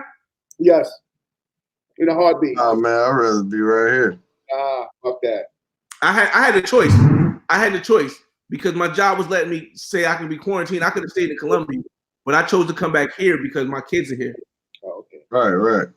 But and my kids are young. If my kids were like 17, 18. But now my son is 3 and my daughter is 12, so I was like, I couldn't even do nothing. And then come to find out they didn't got school no more. So yeah. A lot of guys that's in them other countries now, they can't even go outside after 5 o'clock, man. I can go outside anytime. You know what I'm saying? We can't. We got I think we got a curfew in our county now. You can't be out after 8 o'clock, some shit like that. But don't everything in Atlanta close at 8 o'clock anyway? Nah, Atlanta be pumping. Not really. Huh? I mean, if you want to say like the average store, like a T-Mobile store, the average place goes at 9 o'clock, yeah. But you talking about like fast food and stuff. It's open. Got a lot of them stay open 24 hours, but most of them do close at like 11, something like that. But you do got a lot of 24-hour play. Waffle House still 24 hours. I went to Waffle House what was that? The day before yesterday, and it was 2 people in there. It was around 12 o'clock at night, and You're in Decatur, right? yeah, so they was real slow, and they was just saying that it was fucked up, and there was only 2 people there, and had all the seats blocked off, so you can only order to go. What Waffle House in Decatur? Where? So I'm thinking. I'll tell you offline, man. I'm like, damn, I remember there was no Waffle House in Decatur. The only Waffle House I know is in. They got plenty of them in Decatur, man. They do now? They all over Atlanta. What do you mean? Man, the only Waffle House I remember was at Underground Atlanta. Remember they built a Waffle House upstairs? Underground Atlanta? Yeah, that's closed down. Oh, okay, damn. That was good as hell, too. That's the only one I remember. Underground is closed. Oh, whoa. Closed. They've been closed for years now. Wow. For real? Damn. Yeah, they got what you call what's the name of that place? It's another spot down from that they opened up, like a big shopping area. I forgot the name of it. But yeah, man. So those guys is in there, man. They was like, it's slow as fuck. I mean, I'll be watching Pies of Gringos videos and Ace videos. Like they be having some fun over there still, man. Well, yeah, I mean, yeah, you can do it up to 5 o'clock. But who wants to be in the house from 5 o'clock that is trash. Without being able to come out and plus, Ace doing the videos with those females too. Like, but there's an American walking around in Colombia right now. They probably looking at you like. I think Americans walking around anywhere right now, they probably looking at, especially if you're from New York or New Jersey. They looking at you crazy because we got the highest now, right, Branjor? I'm not sure if it's us or Italy right now, but you know what? No. I think it's still China. They just lying about everything. China. Because remember, them motherfuckers got 1 billion people. They got almost 2 billion people. Dog, I was wondering, but I'm like, you know what? Can you believe anything now? Like, no, you can't believe it because they have almost 2 billion. Do the math on that. 2% of 2 billion is how much? Bro, like, come on, like, unless you found a cure, how did you stop it that fast? They don't. Because I like science, but at the same time, I'm like you. Numbers. I still believe. I'm just gonna put this out there. I still believe this was man-made to a certain extent, though, because they put this shit to control motherfuckers, and they're gonna do another one. I mean, a part of me thinks that way. I'm like, China probably put this shit up. Like, okay, let's see how we control the world and see if this shit worked the first time, and let's see what's going to be. Because next time when we get into a war fight or some shit like that, we throw this out and boom, we got it. So part of me could think that way too, even though I'm more in science. But part of me's like, I think they might have just did this shit on purpose. Because how the fuck you started and then your whole shit is clean? That means you have the vaccine. How the fuck you started? You're 2 billion people. And you spread the world. Look, you send motherfuckers to Africa, China, the United States. You send them everywhere, strategic places, and then your shit is clean. I gotta go. I ain't saying you did it, but I'm questioning you.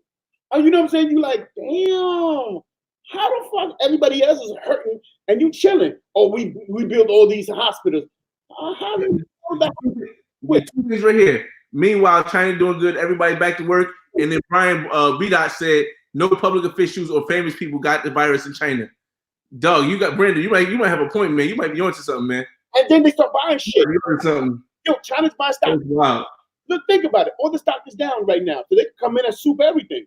But that's just another side of me. I don't want to. You live in 2 different worlds at the same time. So I'm thinking, I'm looking at these motherfuckers going, I swear to God, if I was a different kind of dude, I'm like, let's go at them. This some crazy shit. And then the United States turns around and give them give them masks, and then we give them bailout and all this dumb shit to China at the same time. I'm like, are you fucking serious? But you start the shit. It's like you start the shit, spread it all over the world. Then you start buying other the world stock. They buy stock everywhere. The stock is low. They buy stock. They sucking the life out of the world right now. And then they clean. They clean. So my thing is this. This is just me. I don't believe China. I think China has to have at least 100 million people that's infected. Because if you have 1 billion people or 1.5 billion, I do 2% of that that's dropping, and most of the population is old. How the fuck you're gonna have less than Italy? And Italy only has 60 million people. Italy only has. That's like China lying on their numbers. They do. Italy only has 60 million people, and Italy's number one. You have almost 2 billion or 2 billion people, and you got less than Italy. Fuck out of here, man. Somebody's cooking them numbers. But I'm gonna keep that to myself because that's another part of me. Like, yo, I don't know. We need to start fucking when this whole shit is over. We start fucking with China. Like, yo, we gonna get you for this. But that's just me. That's just my mind working differently, man. Yeah. We'll never know who started, man. Oh, we know who started it. Stop playing. Well, I mean, you'll never find a smoking gun. Jojo said 14% of people that recovered from the coronavirus tested positive again. Wow. Oh, wow. Well, that's 14%. So that 86 people didn't. 86% did not. When that happens, there's always a great. Even if you get a cold, you could get a cold again in 2 weeks or in a month. But you build a new system, and it's not likely that's going to be that severe. But I understand what you're saying. Yeah, but it won't be as severe as the one you had before. But didn't China quarantine everybody and make them stay inside, made them wear masks, and they took to the streets with the fucking, I don't know what kind of sanitizer. The spray drinks? Yeah. I'm wondering what that is too. They just start spraying everything down. Like it's like they already had them trucks or something. Check this shit out. Remember that Chinese doctor who was a whistleblower? They killed that motherfucker real quick though. He got killed. Remember that shit? The whistleblower? Like, yo, they doing this? Boom, done. So I said, we pull up his body. Probably got a gunshot. No, let me stop. That's crazy, man. Listen. Go to that, man. We in a world where this is the reason why I make my YouTube videos, man. Because we in a world where you really can't believe anything, man. Like you can't believe anything because everybody is gonna. It's probably always been that way, and people just don't know. Like your perception might be a lie because it benefits you. So I don't know, man. I just go with what the numbers say. Yeah, well, I'm all over with this. But my thing is this: at the end of the day, in 2 years, if I'm still here, I hope I am. 2 years, man, we gonna put this in our memories and be like, yo, we lived through that shit. We lived through a lot. We lived through goddamn 9/11, Iraq, all of that craziness, and then this shit hits us. So at the end of the day, man, when this shit leaves, I'm gonna be in DR or in Colombia or somewhere. But we'll continue our shit. So. All right, so you tell me. All right, so let me ask this question. Let me ask everybody on the panel, everybody in the room, this question. Coronavirus still going on, right? If Colombia opens the borders and lets Americans come, and we know the coronavirus is still going on, are you guys going or not? Oh, I'm sorry. I was watching Rich's video. Watching it too. It was fire. Look at Rico Suave here. I know. I'm watching this. I'm like, damn, this is fire. I lost it. What you said? I'm sorry. What you said? I won't be here. Come on, Rick. Come on. I wasn't listening. What you said? I don't want to get a strike like you, man. I was saying if nothing changes, right? In next month, let's say next month comes, and quarantine is up in Colombia, and nothing, and all the countries that you want to go to, quarantine is up, and nothing changes. Do you go to those countries if they allow you to fly there, or do you stay here? Yes, I would go. Put them. Look. I go like this. Yo, so why would y'all go though? That's what I'm trying to figure out. Just to do what? You can't do it. Even though I'm an essential employee and he's an essential employee and you're essential, bruh, I've been in this basement, like I've been in this house like a whole week and a half, and I've been twitching, man. Twitching. You can't go outside in the day. I mean, after work, you can get around, right? I get out of work at like 4 o'clock, and I can go outside, but everything's shut down. If Right, you go I outside, get it. you're just going outside to stand. You can't But go. that's the thing in the other countries. All this stuff is closed down. It's the same thing. Yeah, but it's cold in New Jersey. Oh, okay. Beach, you go to the beach, you can enjoy yourself. Look, I'm gonna be real. Hold up. You cannot go to the beach in Colombia, bro. No, but certain countries you can, like Thailand. I wouldn't go to Colombia, I would go to DR or somewhere close. I can get in and out. But my thing is this, dude. Let's be real. Go to the beach in the DR. The beaches are shut down. Hold up, Rich. Let's be real with this shit. Let's be real. Let's Rather be in my comfort in my home. let's go. I know the I feel like hell. If I got sick, at least I have better medical here. Look, man. My opinion, but I don't know. Better medical than where? You know, Colombia and Cuba both got better medical than the U.S., right? Oh, really? Okay. My thing is this: if you go to any of these countries, are you really with the access to money that you have, and everybody's is worse there? Or I mean, because think about it: nobody's working, and the economy was shitty in the first place. They had no money, no nothing. Now you put them that they have no bare essentials. You have no way to make money, nowhere. I'm not gonna say it, but when you go out there, I'm going to, and look, I'm gonna be in the beach like this, but I'm gonna be having a good time. That's it. I'm still going though. I'll go to DR. King Carroll said he was at the beach. Romney was shooting a video today at the beach in Colombia. Romney thought he was in Medellin. He was at the beach. I think Romney posted videos up late. I don't think his Romney videos are like the same day. I think he like puts them up later, so it might have been from last week. Yeah, because he told me he got like 70 videos already stored up. That's old stuff you're looking at. Cartagena is a ghost town. I showed a video of that last. You see what OW said? That's what I heard. I heard too. That's why I'm on the borderline with that, bro. I heard that exact same thing. By May 30th, Colombia opens up. Yeah, but you know what's gonna happen when you're coming back? You're gonna be quarantined for 14 days. And I think that's gonna happen when you go there when you come back. So you're gonna have to leave a month because go there, they're gonna tell you quarantine for 14 days before you're able to go outside. I believe that's a fact. And I'm thinking when you come back, they're gonna quarantine, but first they're gonna take your temperature. Because if you get caught out there, they're gonna send you to the hospital first.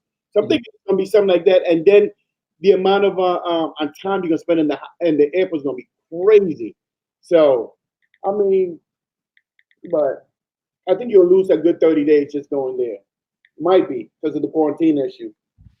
But I'm gonna let you go first. Now that I thought about it, I'm gonna let you go first, and then I'm gonna ask. Yeah. But it is what it is, man. Sir, I think he's sleeping again. Who? Yeah. No, I ain't sleeping. You gonna let me go first on what? No. I didn't know if you were there. I was like, I'm here, man. Okay, with the 2-hour mark, I went to the bathroom. So I was like, man, ooh. There's a lot of comments in the chat too. All right, what they talking about? They all talking about medical. Mm-hmm. Wait, you said I'm wrong? What am I wrong? John Hopkins, Mayo Clinic, St. Jude's Hospital in Colombia or Cuba can't touch. I don't know. I'm going by the health system rating in the world. Cuba and Colombia are both above United States by far. Like I think Cuba is like number 22, and I think Colombia is like number 25. The United States is somewhere like I don't know. Let me get the correct numbers. Healthcare system ranking in the world. Must be correct if it's on Google. As long as it's not Wikipedia, you'll be all right. Boy.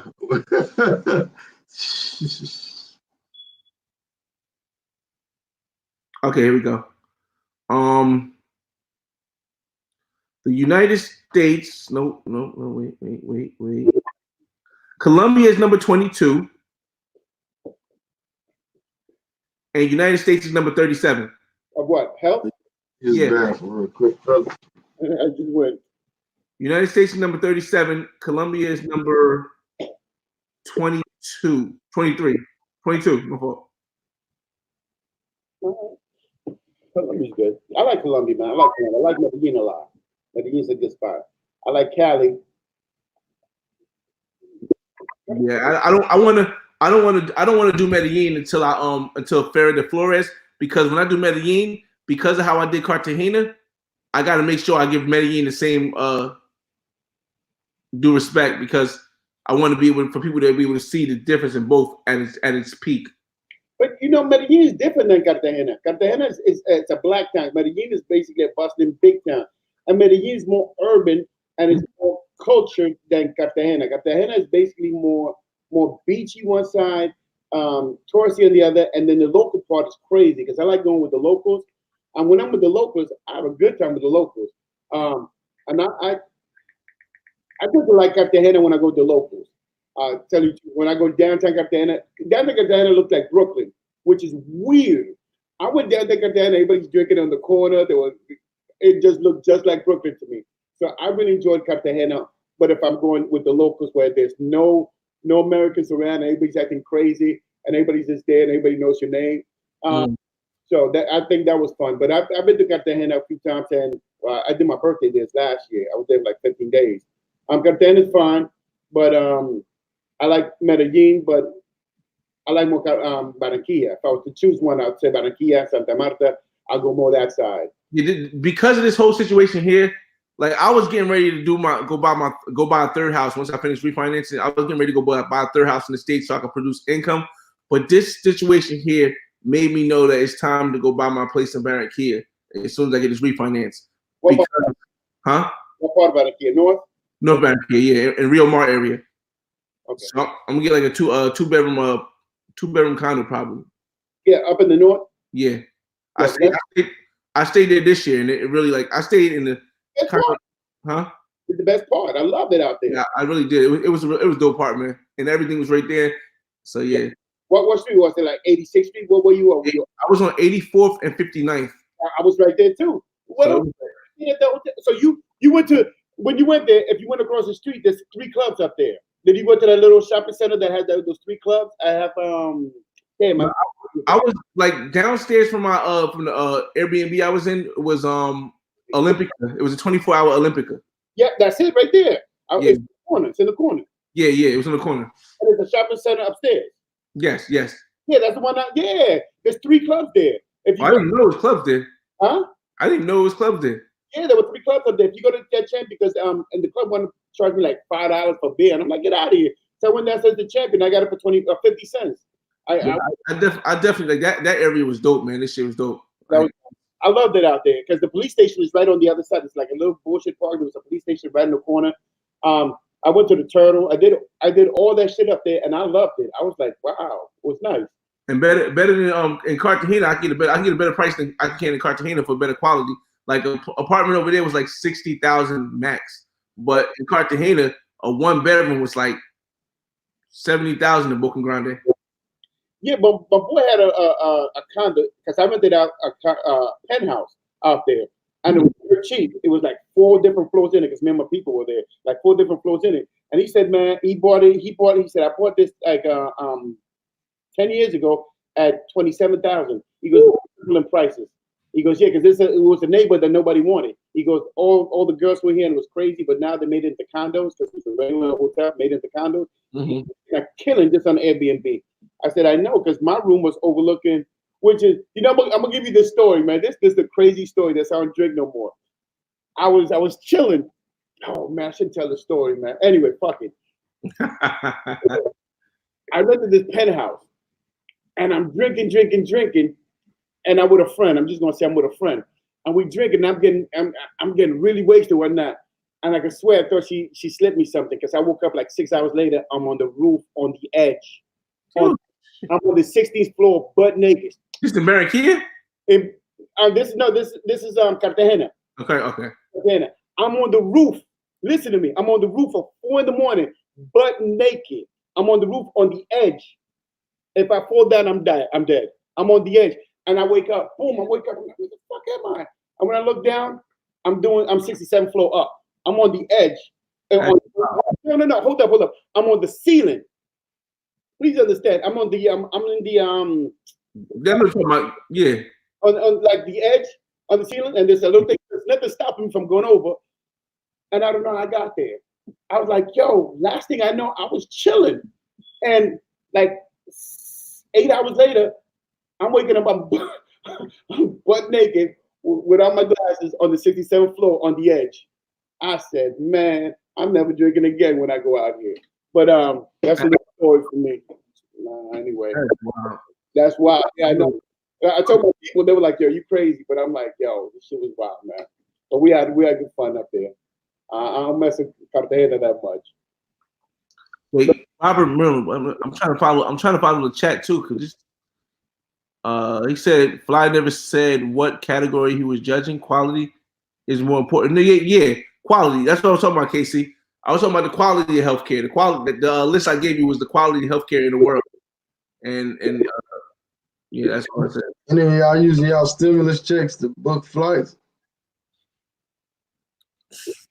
I already got flights booked now, so I'm probably gonna use that stimulus check to I don't even know. Pay some. I don't know. Western Union. Western Union pop. No, I actually Western Union my main girl in Barranquilla. I Western Union my main girl. Oh. I sent a little 40 ball. You know what I mean? Because thanks, man. Appreciate it, man. Why you sending the 40 ball? Because I've been rolling with her for like since the first time I was in Barranquilla. I sent what I sent it for? Oh, 40 a month. No, I just sent the 40 for this quarantine time.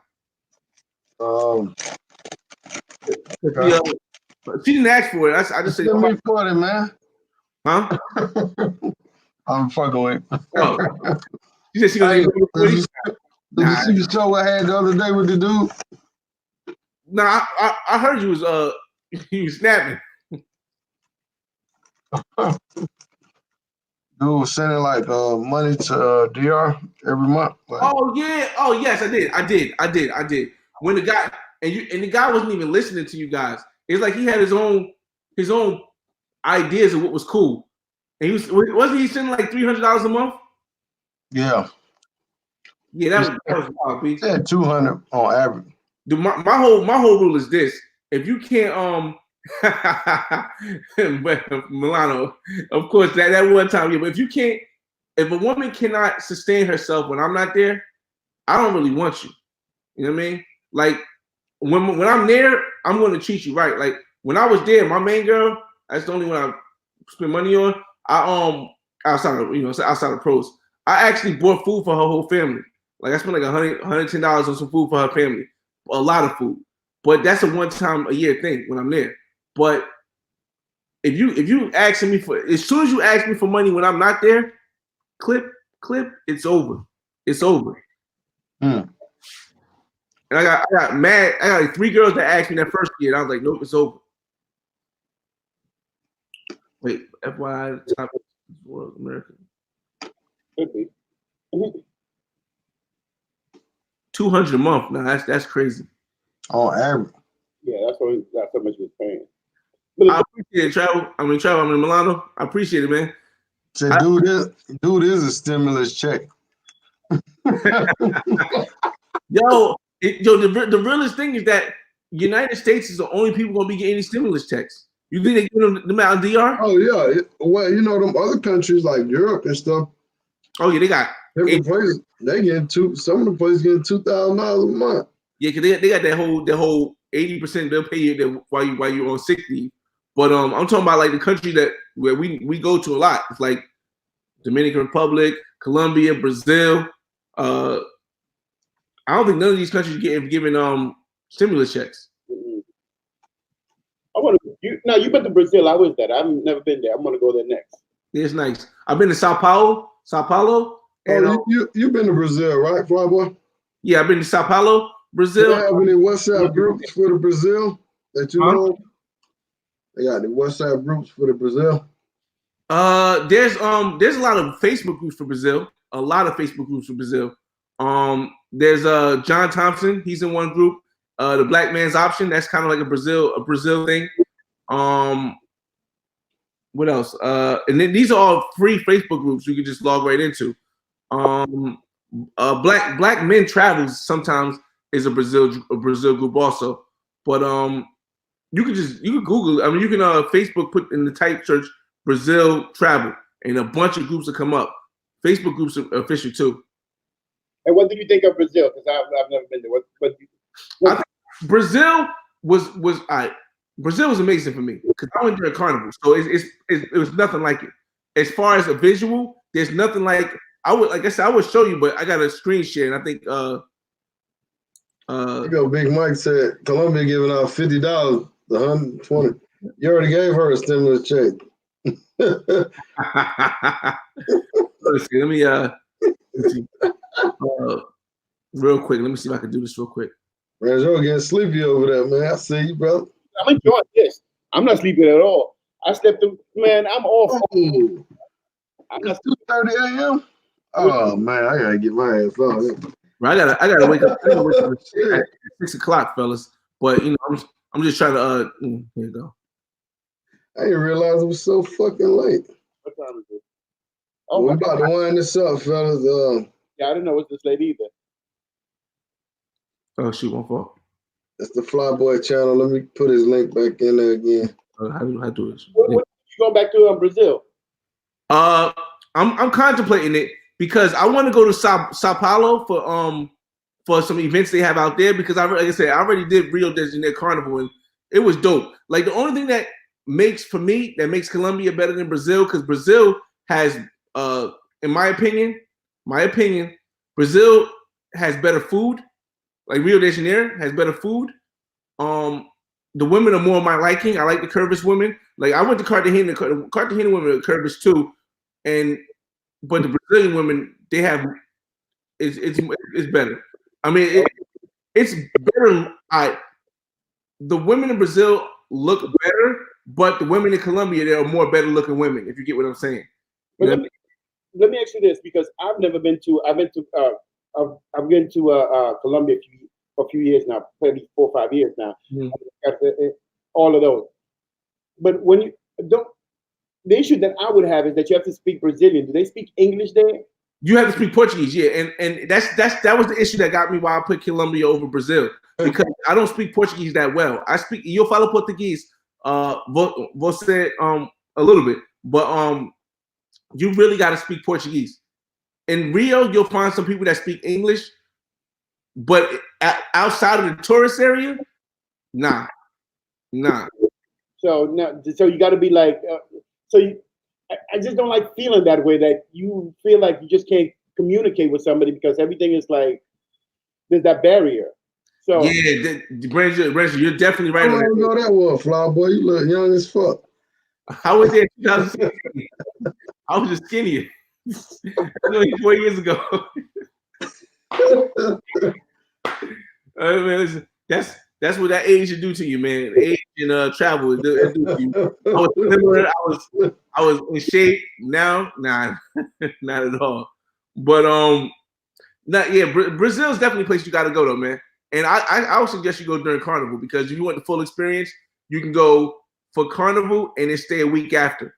But it was amazing, man. It was amazing. It's just if you don't know Portuguese, it's gonna be a rough time for you. Yeah, that's the only reason I don't go there because I'm thinking it's gonna be a real struggle. No, it ain't, man. Google Translate. But it's not gonna get the full experience. Shout out to OW for the super chat, my brother. Appreciate that. I put that in my my stimulus Western Union package.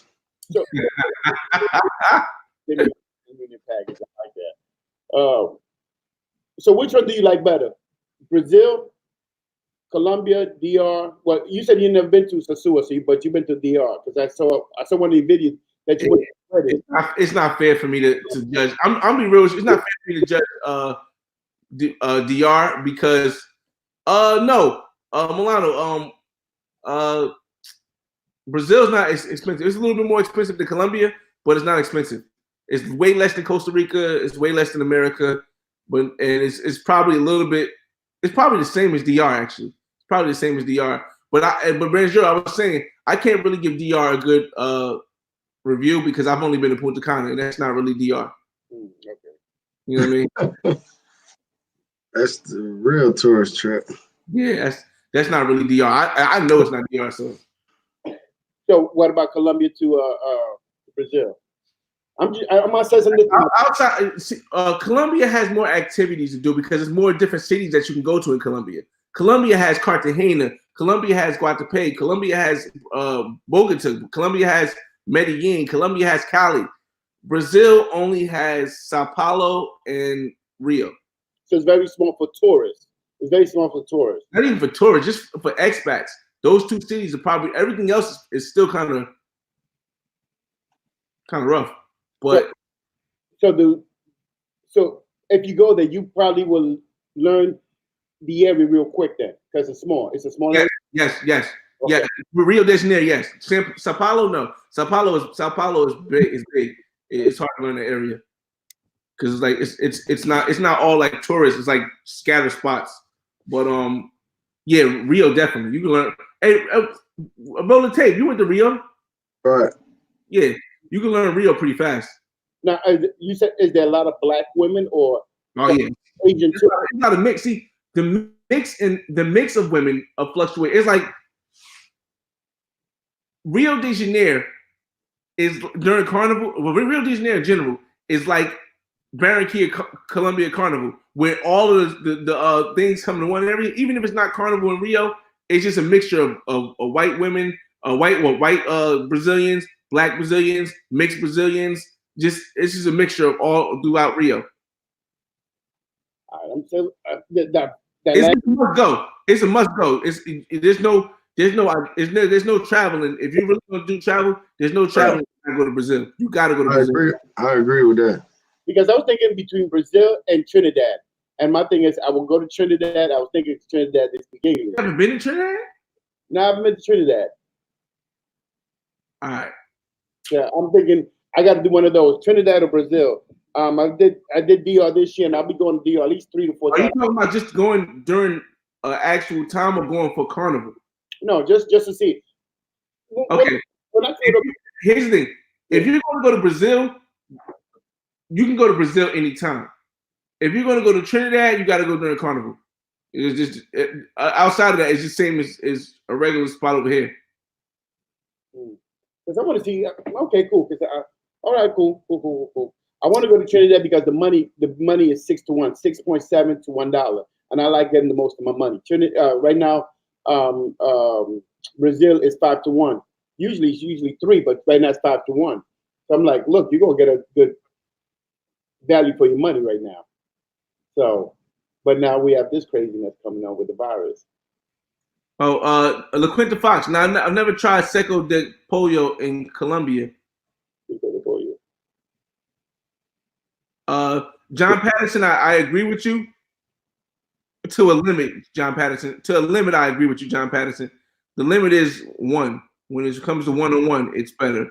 But women in Colombia are more open to doing threesomes. Yeah, I understand. Yeah. Jackson Jeter, I don't know what you said, but I'm in North, man. So how cold is it up there now, man? That's probably like 40 degrees, maybe 40, 42. That temperature, man, like 2 days ago, it was like you could wear shorts out here. It was hot. Yeah, that bad boy jumped, man. 41, yeah. Yeah, Robert Mueller said Brazil is 40% white, 40% mixed, and 10% black. I like that mixture then. Yeah, the mixture is dope. The mixture is definitely dope. Mostly, but you know what though? I'm about to tell you who about to take over if they ain't there yet. These Venezuelans. Man, they all over Cartagena. There was a lot of Barranquilla. A lot in Barranquilla. Yeah, if you go to South Barranquilla, it's a lot. It's mostly Soledad is mostly Venezuelan, but that's the thing because they told me South Barranquilla. This is the thing with Barranquilla.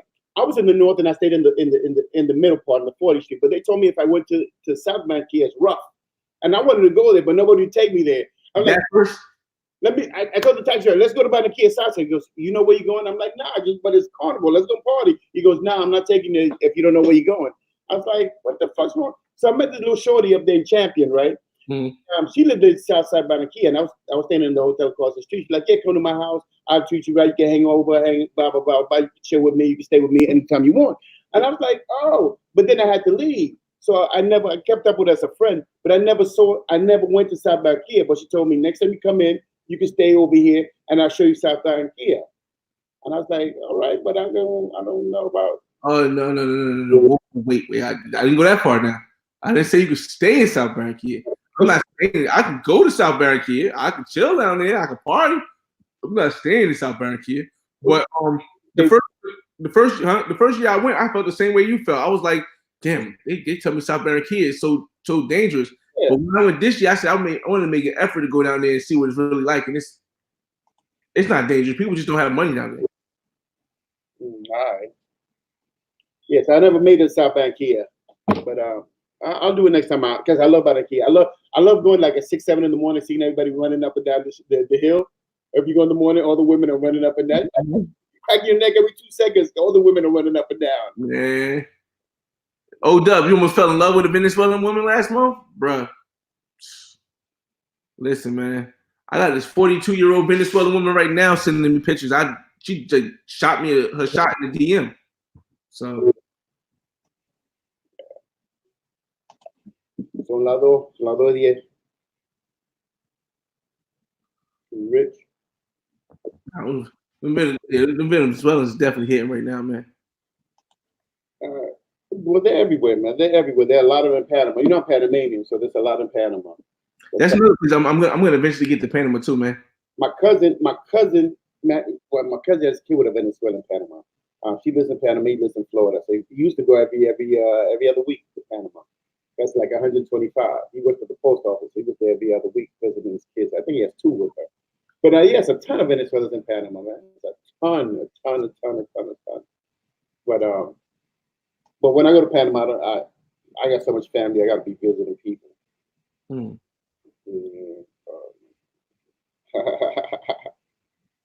Reading these things. Yeah, Canada was Nick T. I see as you said, Canada's only for those that lost their jobs. Canada was though. I like Canada. Oh yeah, I was supposed to go there this year too because you put that out. And I think I don't know if I got in touch with you about Canada. And I was talking to you about Canada because you said go in August, and I was about to rent the room, and because they canceled that bad boy. Huh? They canceled it. Yeah, no, but this a little while ago when I first started, because you're the only person I ever heard talk about Cabana. What's it called, Cabana? Carabana, yeah, Carabana. You're the only person. So I kept on following you big time with that, and I saw everything you did, and I was like, yo, you and your boys got the Jeep and the whole nine. I was like, yo, that's hot. So I told my people we got to go to Canada. So we looked into it, and everything's done through the hotel. So we were trying to get the packages and everything else because we were gonna go there, and this thing hit because that was what I was going to do in August. I was going to do that like I think last week in August, something like that. First week in August, last week in July, I think. Yeah. Yeah, because I was going to do it because you were there, and I was like, I saw you go there. I was like, this shit got to be on point. So, but this thing happened. Messed it up, man. 2 things. Milano Travel Boy. Keep this one here up too. I want to answer the Big Mike. The Venezuelans, like I said, they're all in South Barranquilla. Even if you go down there to La Nona, which is like a restaurant that they all hang out at nighttime, they're deep as hell there. And the women that have better curves in Barranquilla are down in South Barranquilla. Big Mike International. I actually met 2 girls from Chile when I was in Barranquilla. And yeah, Chile, they look like they got something to offer, man. I still keep in contact with them. They send me, matter of fact, they send me these pictures and stuff. I see the picture. I be getting mad DMs. They send me DMs. I'm about to end this live, y'all. I'm tired, man. Tired as hell. I didn't realize it was almost 3 o'clock in the morning. Damn. Some of us got to go to work tomorrow. Bro, I got to go to work at 6 o'clock in the mornings. I got to be there. Here she go. You might as well stay up. Oh. You got to go real close. Yo, man, I know her, man. I just sent her some money, man. That's bullshit, fly boy. Yeah, they just sent me this DM. Yeah, I'm definitely going to the south side now you told me about it, man, because I really was apprehensive about doing that. But now that I know, I'm definitely going to hit the south when I go out the next time. Because I love Barranquilla. Barranquilla, as a matter of fact, my boy owns he bought a house. He just got his Colombian citizenship. It's cedula from Colombia because he bought a house out there and he has a business out there. He moved from Florida to Barranquilla. So I keep in touch with him. He's like, yo, we come down, he come to my crib. And he lives out there. When he shows me the pictures, man, you're like, damn. Matter of fact, I got pictures of the girls he sent me. I'm gonna show it to you real quick. Why y'all don't go to Puerto Rico, man? I'm about to help him out with that right now. You got a screen share? Yeah, I'm a screen share. Yeah, this is a shorty. My boy been out there. Oh man, that's my baby mama, man. I'll be posting her. Yeah. I like Puerto Rico. I was, like I said, I was trying to go back to Puerto Rico. I was trying to go back to Puerto Rico now, but they said if I go to Puerto Rico, I'm not gonna come back. They said they quarantining people over there for 14 days. But it's a beautiful place, man, and it's dope. It's dope. Like I said, I went over there with my Puerto Rican homie. She my rider, man. She been riding with me for a long time.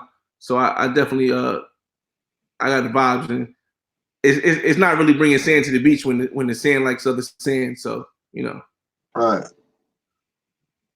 It was sharing sand and stuff. So it was pretty cool. It was pretty dope though. Puerto Rico was dope.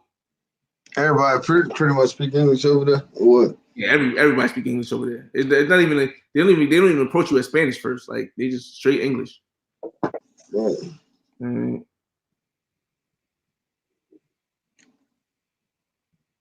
Is it expensive over there? No, not it's more than you would think, but it's not like Colombia or Brazil or Costa Rica, but it's less than New Jersey, and it's probably Atlanta rate. How much that boat ride was? The boat ride was like I think it was like $40 a person. Oh, okay. Wasn't that bad? It was all like a nice little 4-hour boat ride, 3-hour boat ride across the sea. Y'all had dinner, they made y'all dinner and everything. Nah. They give you snacks, but they don't give you no dinner. They give you snacks and they give you liquor on the boat.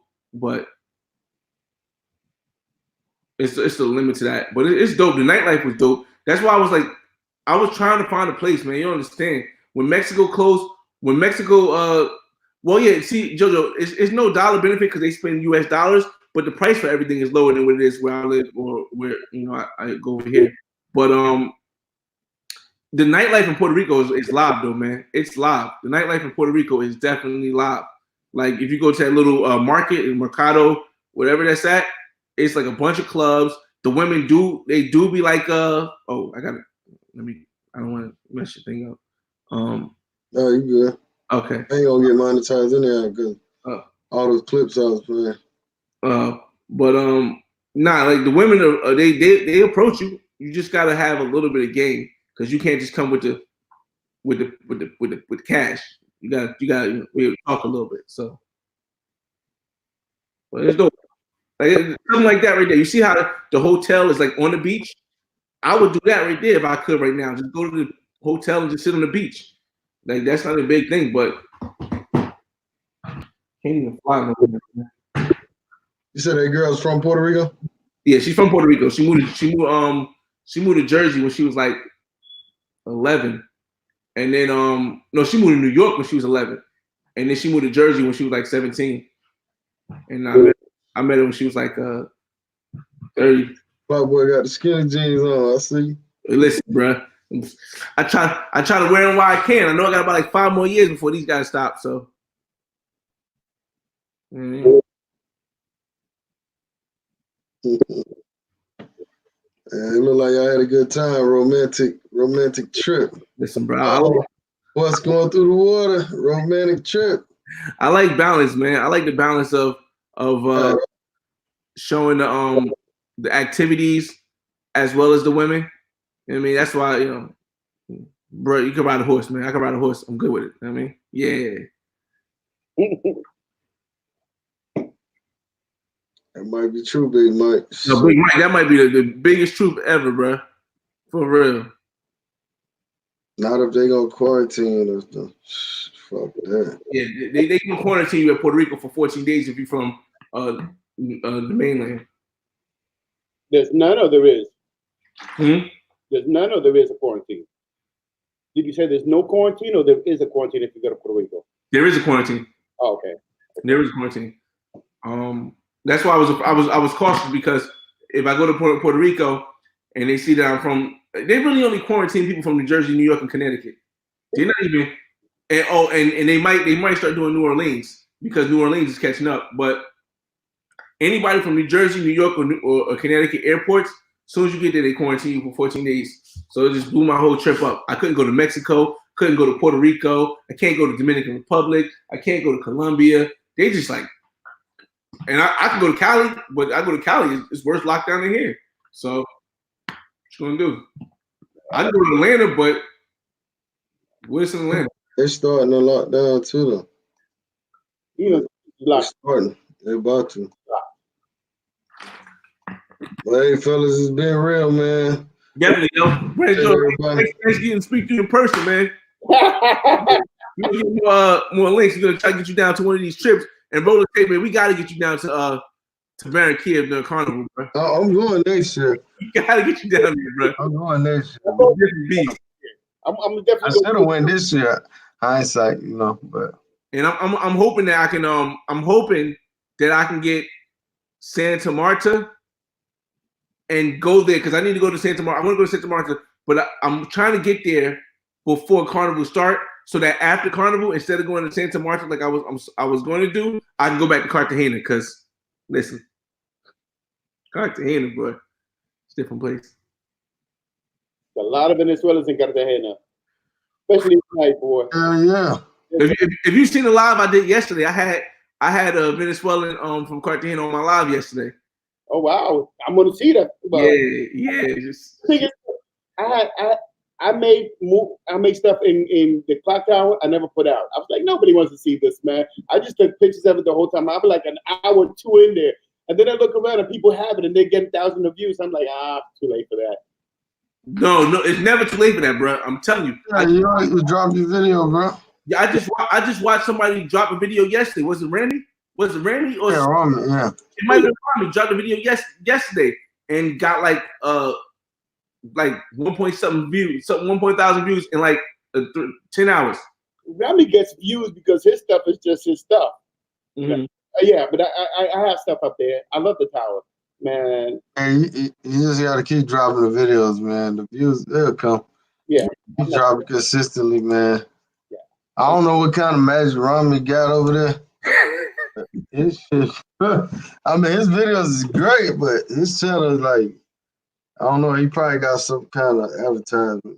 You know what it is, though? I'm gonna be honest, and people may not agree with it or not. He gets it because he speaks Spanish and he's white. He has that. So there's a different perception how they see you when you are. Like if I go in, I look black, but I speak Spanish, and he's Arab. He's not white. Looks Arab. He looks Arab. He looks white though. He don't speak Spanish either. Hold up. Barranquilla is Arab. Barranquilla was migrated by all Arabs. So all Barranquilla is Arab. So Colombia, they used to have an Arabs there. That's not a big thing.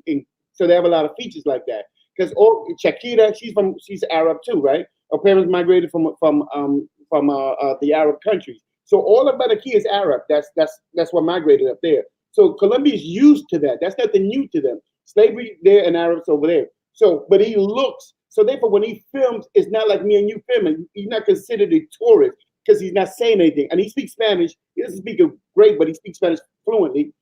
But he does have an accent. But when he's and I notice when he does his videos, nobody looks at him or even pays attention to him because he's one of them. Look at him when he's looking. I thought he had a hidden camera. Yeah. I honestly thought he had a hidden camera because I was like, yo, nah. When I was down at the clock tower and I had my phone out, it was like, yeah, thank you. No, he has an Osmo. He has an Osmo. It's really, but you can see. But the thing is this though: when a Colombian take picture of another Colombian, nobody says anything. Just like if you're Dominican, you take a picture of Dominican, you're not gonna take care. But if a black person from another country is taken, they get offended. It's like you. There's that border, you know. But because I saw his pictures, and I've taken pictures in Colombia, right? And when I looked at it, nobody was turning around, nobody cracking him around, nobody's doing it because he looks like them. So therefore, it's one of them just on the weekend going out or something. It's not going to raise no brow. You and I did that. We are tourists. We there sexually. We there for her. They're seeing it. Oh, you trying to get me on this level? Let me see what you're doing. But if it's their own, and that's what he has. He has that. Oh, you know what I'm saying? I don't know if he's Yeah, it doesn't draw an eye when he takes because it's just one of them. You know, I do it. It's gonna be weird. So I saw that when I was looking at this video. That's where he gets away with it. Even when he's at the beach, you do it. It's gonna be more like a touristy thing. You speak English, but he's coming with speaking Spanish. Mira, ¿cómo está? He comes in naturally. He's naturally one of them. So there's a completely different dynamics, and you can see it in the video. Everybody's more relaxed and they're talking to them and enjoying themselves. It's not like you have to come in with, yo, I'm Spanish, with this smile. He come in naturally, and it shows. It shows. So that's what I noticed. It was a difference. All right. Well, good night, fellas. Peace out. Appreciate everybody joining us. Take y'all ass to sleep. What you got there? I'm working right now. She coming through, huh? No, I'm working with her. She in Cartagena. Oh, word. Okay. Bible, you know I'm going with you next time, though, right? I'm already look. I'm not even invited, but I'm inviting myself. No. Yeah, listen, I'm with it. All right, cool. Peace out, brother. All right, fellas. Peace.